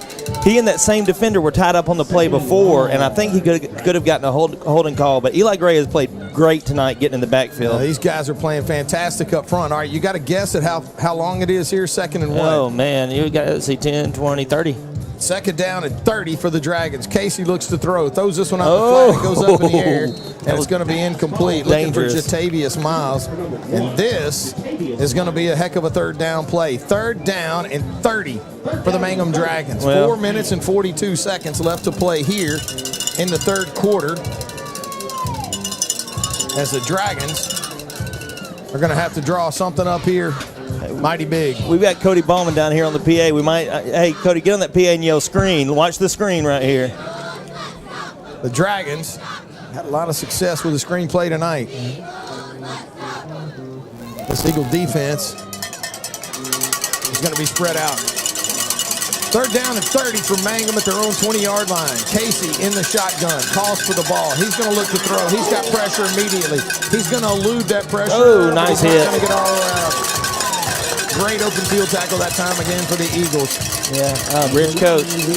Gain of 5 yards on the play, and the Dragons are going to have to punt this football. We got 4 minutes and 26 seconds left to play here in the 3rd quarter. We want to thank the 3rd quarter sponsor of Ouachita Christian Eagle football, Randall's, Captain Avery Seafood and Specialty Meats. For all your tailgating and catering needs, call Randall today, 318-388-2278. That's 318-388-2278. Daniel, I think you and I can attest that you are not going to taste something bad from Randall's Captain Avery Seafood and Specialty Meats. Yep. Oh. I want to thank them for their continued support of Ouachita Christian Eagle football. Oh, my goodness. Turpin is going to catch that one back at his own 45-yard line and make a host of Mangham Dragons miss. Does a great job of returning the football. Field position. Well, again, for both teams tonight, the Dragons have only been successful putting points on the board with great field position, and the Eagles, well, they've done it a number of ways tonight. As right now, they're going to set up shop inside Dragon territory already at the Dragon 35. Patrick Turpin having a whale of a game tonight. Gain of 18 yards on that return. Not a touchdown, but still a fantastic job of moving the football as the Eagles now looking to try and add to this 35-8 lead. Vadrine in the shotgun. 2 receivers to his left, 1 to his right. 1 to his right is Cam Boyan. Vadrine in the shotgun, turns, gives this one to Jude. Jude's going to shift gears. Nice, tough run inside. As Jude Turner still moving the pile forward. Yeah.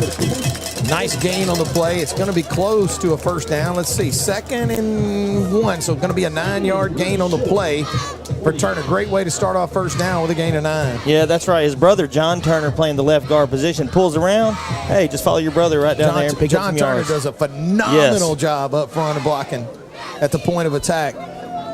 Both those Turner boys having a great night tonight. Jude is going to line up in the backfield. Macon Leonard flexes out from his running back spot to receiver. Macon being loosely covered over there for now. Vadrine in the gun. Good snap from center. Gives this one to Jude. He's now across the 20. Oh, what a He's still kick-out inside the 15. They never tackled him, Daniel, but they ran him out of bounds at around the 15-yard line. And that's going to be more than enough for another community pharmacy first down. Yeah, same play as last time. They just ran that play twice in a row. Bring Jude around from the left guard position. John. And just let Jude run behind him. Gain of 12 on the play. First down and 10 for the Eagles. They go immediately to work. Same There's play. Jude. And I got to tell you, you're not going to deny this guy. Touchdown! Ouachita Christian! Touchdown's going to cover 14 yards. Good luck with tackling that guy. Yeah. As Turner takes it in from 14, a really, really physical run. Hey, that 3 in a row. Brought to you by the fine folks at Trinity Diamonds Direct. Hey, they just ran the same play 3 times in a row. Run it again. Run it again. 10, 12 yards a pop. Why not? Yeah. And I got to tell you, you get an opportunity to block for your younger brother. Come on, man. Hey, and as a team, you get that's your opportunity to kind of impose your will, the physicality that you bring, and that's what happened on that drive. Eagles are adding to this lead in a big way. Gavin on for the extra point, a good snap, a good hold, and that one it was well kicked right through the uprights. The Eagles now are going to take a 42-8 lead over the Mangham Dragons. Let's go down to the sideline and check in with Mike Gray and a Marion State Bank sideline report. Mike, how we doing down there? Well, I approve of the adjustments we made at halftime. Basically reading some linemen and making some adjustments on the runs there. Mangham did go to a 4-man front, but it hadn't really affected us because we're looking at the 2 inside guys to make decisions based on where we're going to put the ball. Thanks a lot, Mike. Mike Gray with the Marion State Bank sideline report.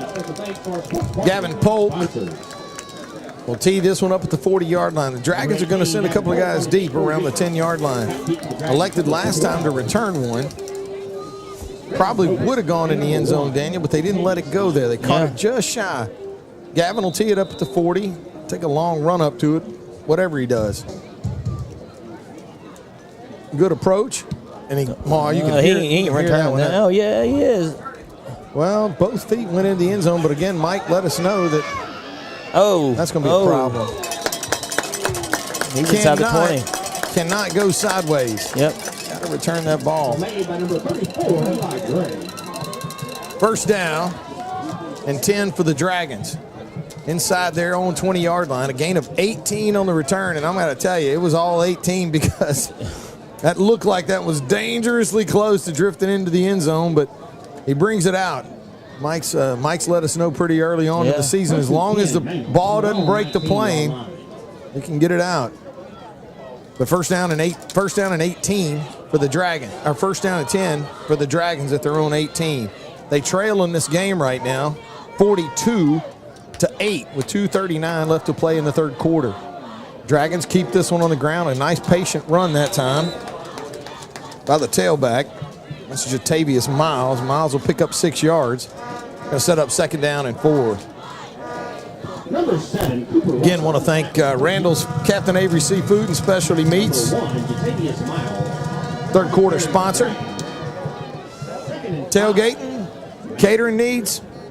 Reach out to Randall at Randall's Captain Avery Seafood and Specialty Meats. 318-2278. Want to thank Randall and the fine folks at Captain Avery Seafood Market, Specialty Meats, for their support of Ouachita Christian Eagles Athletic. Casey's going to take the snap in the gun, pitches around the toss. Eagle defense is there. They're going to reverse field. Eagle defense is going to be there. That's a nice, strong run that time by number 1 for the Dragons. That's Jatavius Miles. Great effort. He makes things interesting that time. Oh, we got a player down. Eagles, somebody shaking up on the play. Gain of 20 yards on the play for Miles. Yeah, Eli Gray. He's trying to get up under his own power. He's had a great game. Looks like he's something kind of down on his leg there. Hopefully he's okay. Probably one of the tougher Eagles. On the field right now. Kind of hobbles off under his own power. Man, he's a key part of this Eagle defense, though. Our linebacker core with him, Rich Coates, and Cooper Russell, fantastic tonight. Getting it done tonight. You're going to miss him. Gray on the sideline, off under his own power, but definitely nursing what looks to be a lower extremity injury. Good snap inside. Again, they go with Miles. Miles will pick up 5 yards on the play, but the clock is not the Dragons' friend. We're inside of a minute left to play. Well, right at a minute inside the left to play here in the third quarter. Colby Casey, trip receivers to his left, one to his right. Looks to throw, throws this one out in the flat. He's got some blockers. But the Eagles, unbelievable form tackle right there. Number 6, Eli Red. Daniel, that is textbook. Gain of 3 yards on the play. Big third down for the Dragons. Third and 2 right here. Good job by Eli. Cooper Thomas is now in the game for Eli Gray. We got 2 Coopers and 2 Elis out there. They keep this one on the ground. And Cooper Thomas, Daniel, you're going to find him down there at the bottom of the pile. Grabs a hold of the ball carrier. That was Miles. Waited for the cavalry to come. So Thomas doing a nice job out there. No gain. No gain on the play. Huge fourth down play here for Mangham. As the clock is just about, you got about 25 seconds left in the third. And the Dragons are going to try to get one off before the clock expires. One would think, although they're huddling up, they're going to have plenty of clock. On a play clock, but they didn't even start the play clock. Eagle defense went heavy here, 4-man front. And he's short. He's got to be short. He's short. Well, let's wait on the spot. It's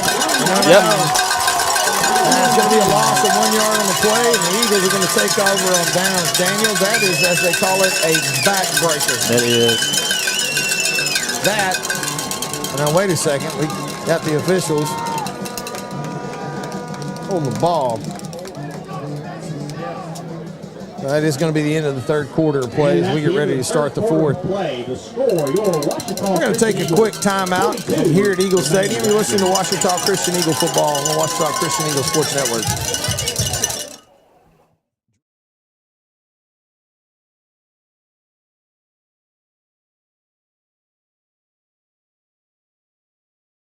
There's no better time to get rid of those glasses or contacts. Now with the latest in LASIK, all laser eye LASIK, safe and ultra precise. Call for a free evaluation. 318-32-LASER, 318-32-LASER. Make the high, humble decision for your LASIK care and clear vision.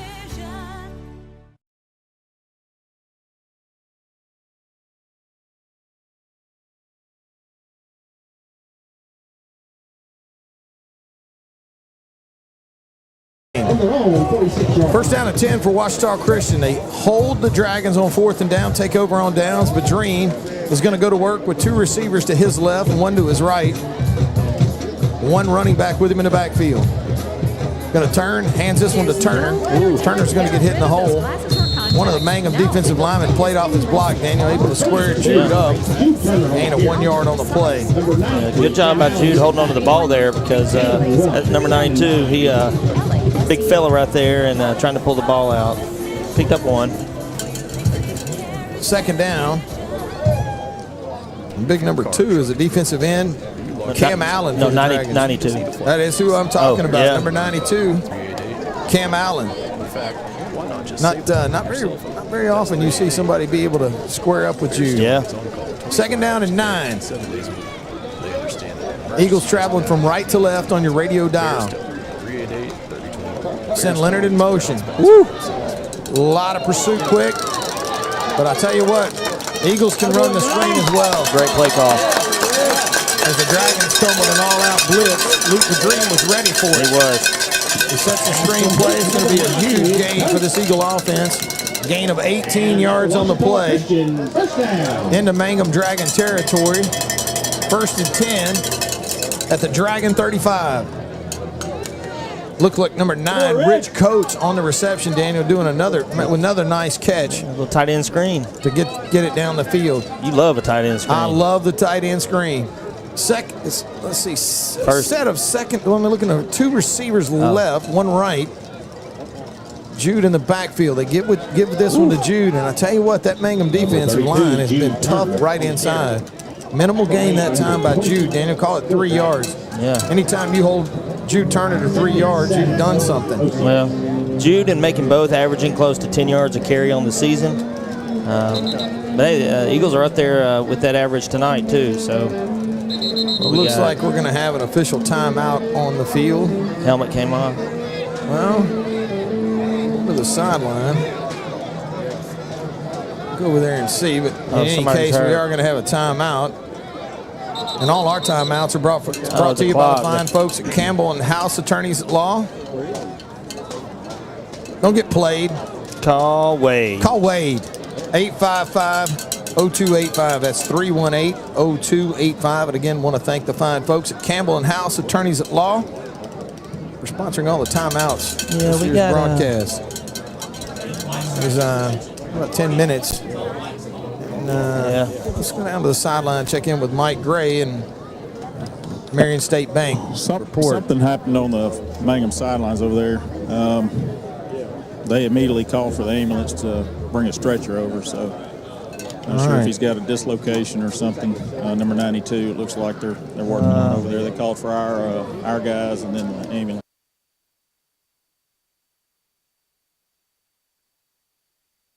Hey sports fans, this is Ashton Smith with Shelter Insurance. We are a local agency that specializes in providing the best coverages and service for our clients. We offer all your insurance needs such as auto, home, life, and commercial. We would love the opportunity to earn your business. Please call us at 318-343-3582. You can find us at Facebook or at 205 Old Bastrop Road in Monroe. We are your shield. We are your shelter. Forsyth Family Medical Clinic with Angela Hamby. Here's what patients have to say. Angela is an excellent healthcare provider. She has knowledge, compassion, and integrity. As a single parent, it's nice to have a medical clinic that makes you feel welcome. Most clinics are just another visit to them. Forsyth Family Medical treats you like family. Make Forsyth Family Medical Clinic with Angela Hamby your home for family health care. 5000 Forsyth Bypass in Monroe. There's no better time to get rid of those glasses or contacts. Now with the latest in LASIK, all laser eye LASIK, safe and ultra precise. Call for a free evaluation. 318-32-LASER, 318-32-LASER. Make the high, humble decision for your LASIK care and clear vision. If your car or truck is broken down, or you locked your keys in your vehicle, or you just need a flat fix, call Bears Towing and Recovery at 388-3021. In fact, why not just save the number in your cell phone? That's 388-3021. Bears Towing is on call 24 hours a day and 7 days a week. They understand that an emergency doesn't happen at convenient times. Bears Towing, 388-3021. Bears Towing is a proud sponsor of OCS football. Hi, I'm Dustin Balance with Ludwig Marine. We have 2 locations to serve you, one on Darbone Lake in Farmerville and one right here on 165 North in Monroe. Come by and check us out. We have the best brands on the market: Phoenix Bass boats, Weldcraft aluminum boats, and your Gator Tail duck boat needs. Give us a call today at 318-545-5595 or check us out on the web at www.ludwig-marine.com. Mitch Ludwig and the Ludwig Marine crew would like to say, go Eagles. Here's the deal. When you combine State Farm Home and Auto Insurance, you save an average of $889. State Farm agent Ron Bush is ready to help you combine home and auto and save with 2 locations to serve you in Bastrop and Sterlington. Call 318-388-4663 today. Like a good neighbor, State Farm is there. Average annual per household savings based on a 2019 national survey by State Farm of new policyholders who reported savings by switching to State Farm. Dreyer Contracting has been walked on and driven on all over town for 5 decades. Dreyer Contracting has been serving our community for over 50 years. That's a lot of asphalt, surface treatments, hot mix, parking lots, driveways, asphalt maintenance, dozer work, and crushed stone. You can walk and drive on us with confidence. Call 281-2242. Dreyer Contracting in Bastrop.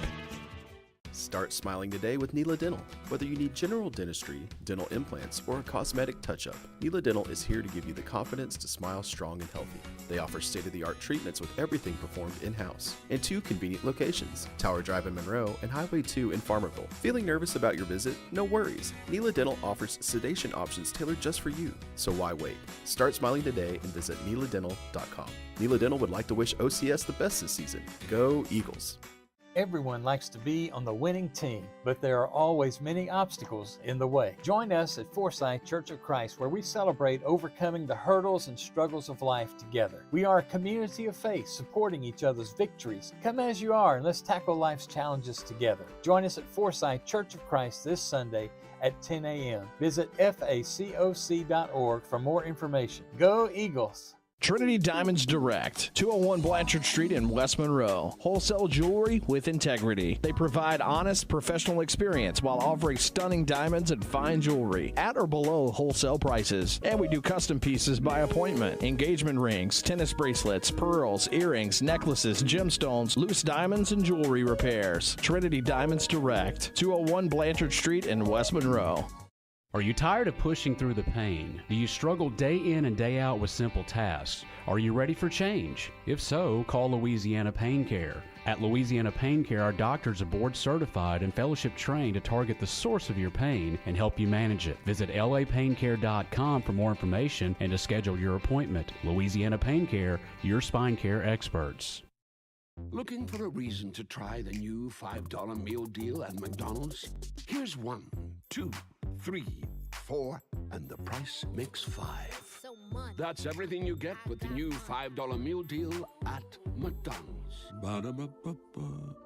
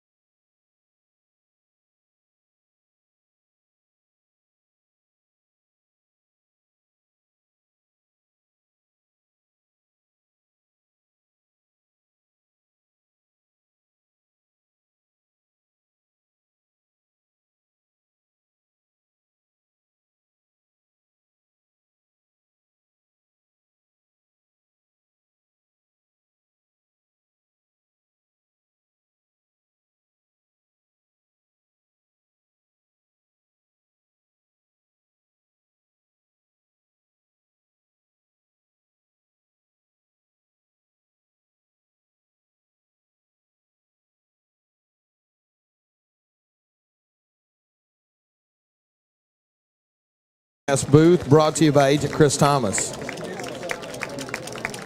Number 92, Cam Allen, shaking up on the play for Mangham, is going to be going off under his own power. No stretcher. No for stretcher.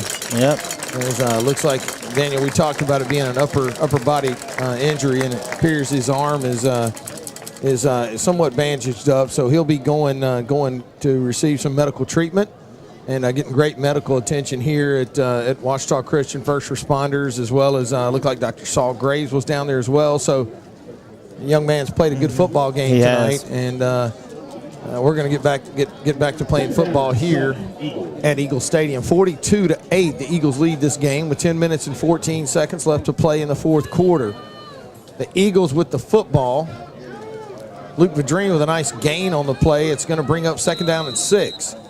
Eagles with the football now at the Dragon 32-yard line, or 33, I should say. Vadrine in the gun, 2 receivers to his left, 1 to his right. Running back with him in the backfield is Jude Turner. Low snap from center. Luke handles it, gets his feet under it, pulls it down, throw, and does. Got a receiver down. Fields making Leonard double coverage that time. Yep. Luke trying to get that one in there, and probably one of those ones that, no harm, no foul. It was either going to go out of bounds or Macon was going to make a phenomenal catch. Yeah, it looked like he was looking for Cam Vullion on the comeback route. We've seen him connect with a few times tonight with the route that Luke Edwards ran. It wasn't there, so Vadrine just throws it kind of out of bounds. I don't even think Macon had a chance at that ball. You don't want to sabotage this play, but you do know with about the 32-yard line, if the Eagles unable to convert here, probably going to see a trip from. You were, but a heads up play by Luke there. Vadrine in the gun. Turner with him in the backfield. 2 receivers left, 1 right. 3rd and 6. Keeps it on the ground to Jude. Good luck with that. And that young man squares his shoulders and decides he wants to go somewhere. Good luck trying to stop him. Yeah, he's going to pick up 13 yards on the play, more than enough for another community pharmacy first down. As Turner keeps this drive alive. And when you have a passing attack like the Eagles do tonight, and it's 3rd and 7, and you're able to run it, just follow your blockers for 13 yards. That offensive line is getting into people as well. Yep. Definitely outweighed, definitely outsized, and somehow, some way, continuing to open up holes for these Eagle running backs. Turner in the backfield. Good snap from center. That snap was late getting there. Yeah. You just need a flag. And Turner is going to pick up a nice chunk of yardage, gain of 5 yards. I'll be honest with you, Daniel, that may have been part of the mix-up we had earlier tonight. The timing was off when that snap was almost what you'd consider lob. It was like floating. Yeah. Tough to deal with. Needs to get there in a hurry. 2nd down and 5 for the Eagles inside the Washam Agency red zone. They put this at the Dragon 15-yard line. Well, actually, it looks like the 14. You want to argue with Donnie Haley? Good luck with that. 8 minutes and 42 seconds left to play in the football game. 2nd and 5 at the 14. Clock running. Yep. With 8:30 left to play in the football game. Vadrine in the gun. Hands this one off quick to Leonard. Leonard's going to find tough sledding inside as he gets met by a host of Mangham defenders. Good penetration that time by the Mangham defensive front. Gain of 1. And it's going to bring up 3rd down and 4.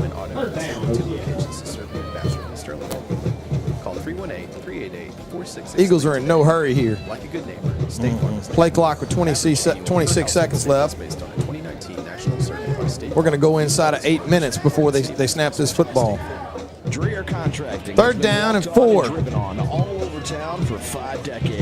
Turner and Leonard in the backfield. 2 receivers left. Vadrine in the shotgun. Calls for the ball. Fakes it inside. Luke's got all kinds of running room, and he's going to get hit hard inside the 5-yard line. I do not understand how that young man takes as many hits as he does and just hops up. Daniel, that's a tough run, and that's more than enough for a first down. Gain of 8 yards on the play. It's going to be 1st and goal at the 4. And that's another community pharmacy first down inside the Washam Agency red zone. Jude Turner's the lone running back here. It's a shame it's at the 4, not the 3. Yeah. The Eagles are 3 for 3 on touchdowns from the 3-yard line. Vadrine in the gun. Turns, hands this one to Turner. Good luck with that. I think he's short. Going to call him down at the 1. but there are always just outside the threshold of the goal line. Second down and goal for the Eagles. We are a community of faith. Turner in the backfield. Come as you are. Let's take Madrina will call for the ball. Guess who's getting this one? Yeah, of course you do. Good luck stopping it. Yep. Number 32, Jude Turner is going to add to his resume there. And I will tell you this, number 8 for the Dragons, we wanted no part of that train. Yeah, save it for later, he said. Kind of took a dive at the knees, and that's going to be that. So the Eagles are going to increase their lead. A nice, tough run that time by Turner and the Eagles, really pouring it on, almost having their way with Mangham at this point. Yeah, it's always it's devastating when one of your best players gets hurt, and I think that's something that Mangham's dealt with this year, but the Eagles just really physical tonight. I want to give a shout-out while we kick this to our offensive line, man. Stacey Shaw, John Turner, Micah Mosier, Bo Gregory, and Jackson Mann just doing a phenomenal job tonight. Are we going for 2? We are going to go for 2. Vadrine keeps this one on the ground with Turner, and again, hope that works out for you as he barrels into the end zone. But I will say this, as you were adding accolades to that offensive line, they just opened up another monster hole. Nobody even hit you until he was in the end zone. Yeah, you also had Cooper Russell in at tight end and Rich Coates at tight end tonight, so just a phenomenal job. So you may be wondering why the Eagles went for 2. I'm going to assume we got a running clock. We got a running clock, 42 points. Yep. That's what would do it. And the clock is running as the Eagles are going to run this one out. Now, Gavin Polk is going to run out here. Tee this one up. How many people thought we'd have a running clock tonight? Well, I would be one that would fall into the category of not me. Yeah. Not against the Mangham Dragons. No. Yeah, we still got some game left, but we didn't know a lot about this Eagle team. We beat a couple of teams that turned out to be pretty good. A lot of people didn't know much about this Eagle team. Except, by the way, I will tell you, Jim O'Trass is 4-2 now. Yeah, that's right. And the Mangham Dragons brought a good football team over here tonight, but this may answer some questions. Gavin tees it up at the 40, gets his leg into it. It's a low line drive kick, and it is going to carry him off a couple of would-be return men.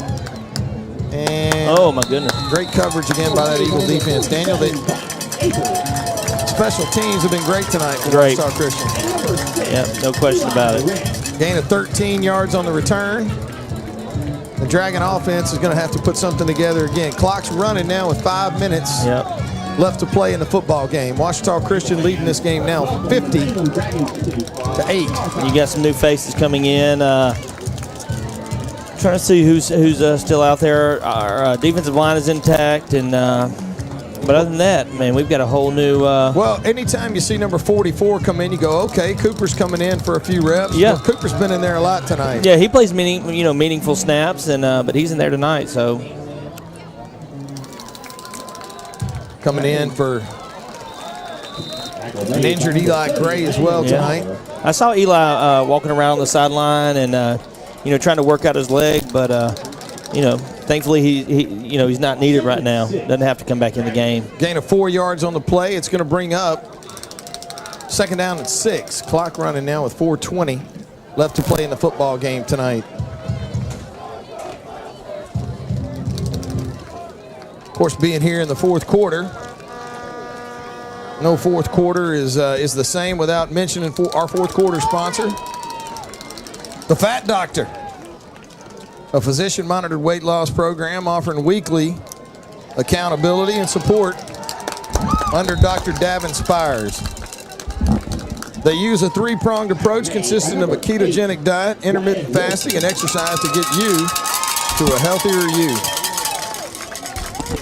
Weight loss medications are now an option as well. Find them on social media under the Fat Dr. Monroe, or give them a call today, 318-503-4441. The Fat Doctor, Dr. Davin Spires, our fourth quarter sponsor. Yeah, the Dragons picked up a first down on a 7-yard run by number 1, and he's going to pick up another first down with about a 14-yard run. Well, the Dragons having their way right now with some of the backups for the Eagles.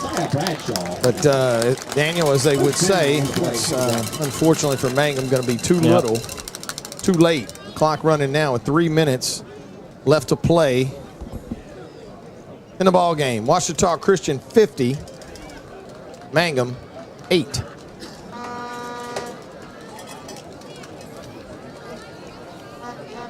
Colby Casey is going to turn, hands this one off again to number 1, Jatavius Miles. Miles is going to pick up another 10 yards.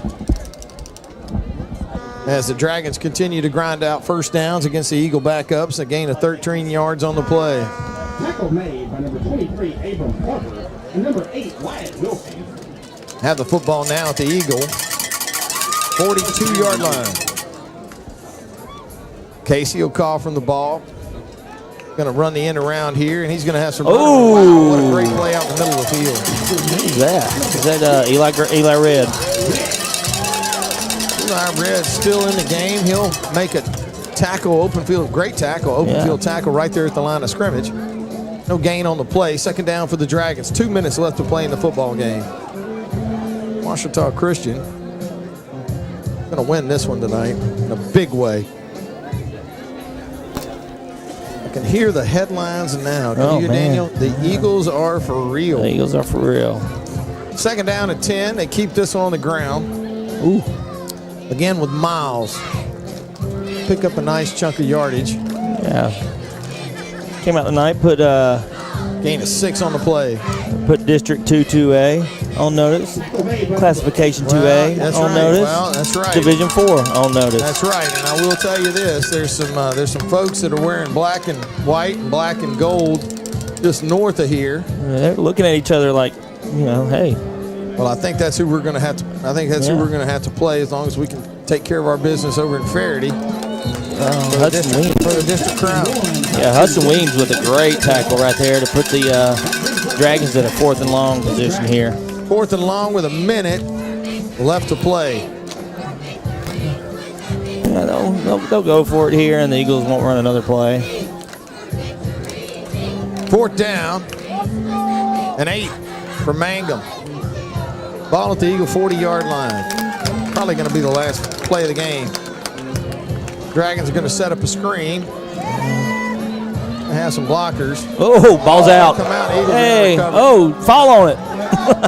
Ball's still on the ground. Eagles trying to scoop it up instead of fall on it. And as a result, the Dragons are going to have it first down. Yeah. Clock's going to run now. Everybody wants to scoop and score. Yeah. Hey. It's fall on the ball, and that's the ball game. Instead, the Dragons are going to have a chance to try and put some points on the board with 13 seconds left to play in the ball game. Casey's going to get the Dragons to the line. I think he's going to get one more off. This Eagle defense better be ready. They're going to run this to the outside. They got a lot of running room, and I think Mangham is going to put one on the board. Got in for a touchdown late.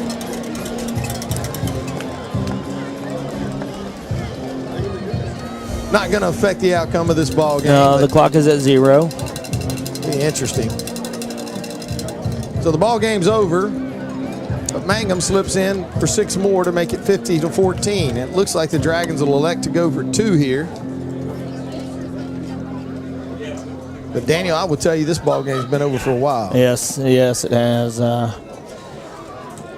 Eagles were able to take a 20-point lead in at halftime and did nothing but extend on that, build on that here in the second half. Yeah, just really dominant here in the second half. Most of the first half, too, except for that one drive towards the end. Outstanding performance by the Eagles tonight. Great job by the coaches.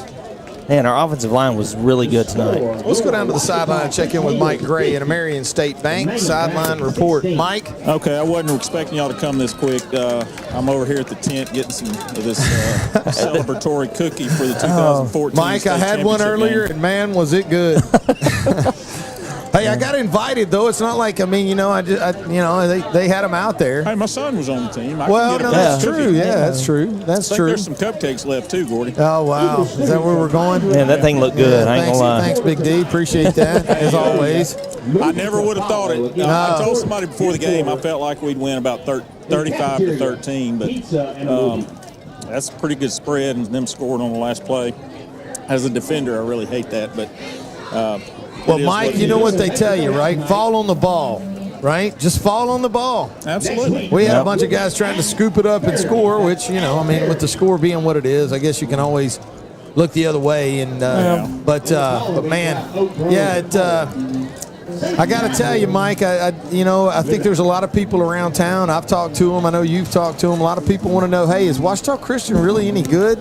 I mean, they keep, beating the britches off of everybody, but are they playing anybody? I got to tell you, I think Mangham has a good football team. Yeah, I think that's the best team we've seen. We got on them early, made some great plays and I think they just kind of got in their heads a little bit. And they're a young team. I mean, most of this team's going to be back next year. Of course, for both of us, but we've got a lot of juniors, and Jude Turner's just a sophomore. Yeah. So good luck for the rest of the district for the next 2 years trying to tackle that.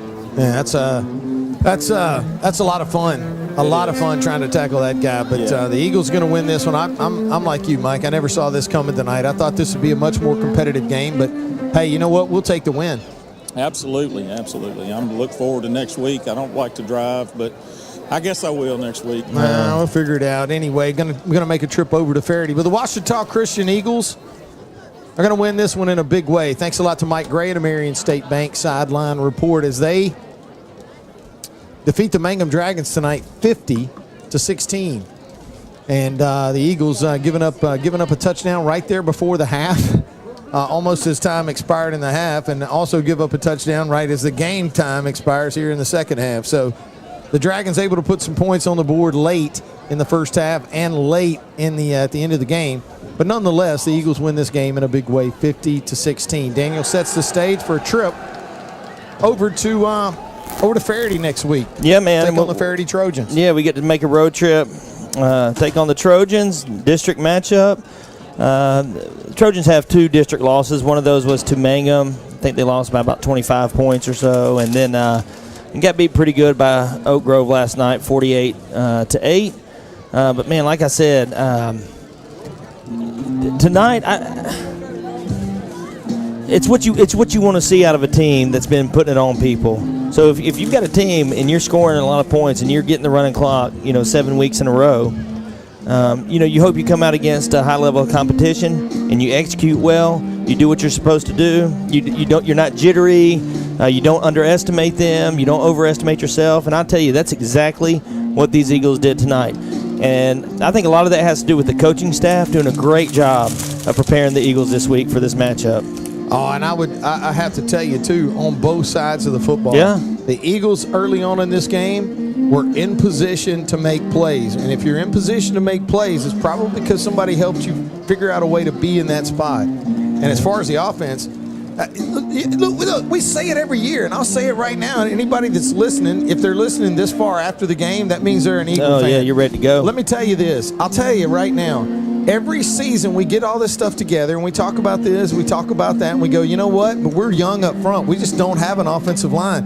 What are we going to do? I mean, who's going to move where? We just can't figure it out. And then you know what happens? It works. Tim Mosier, he figures I don't know how he does it every season, but I guess it's probably because he's been doing it for like 60 years now.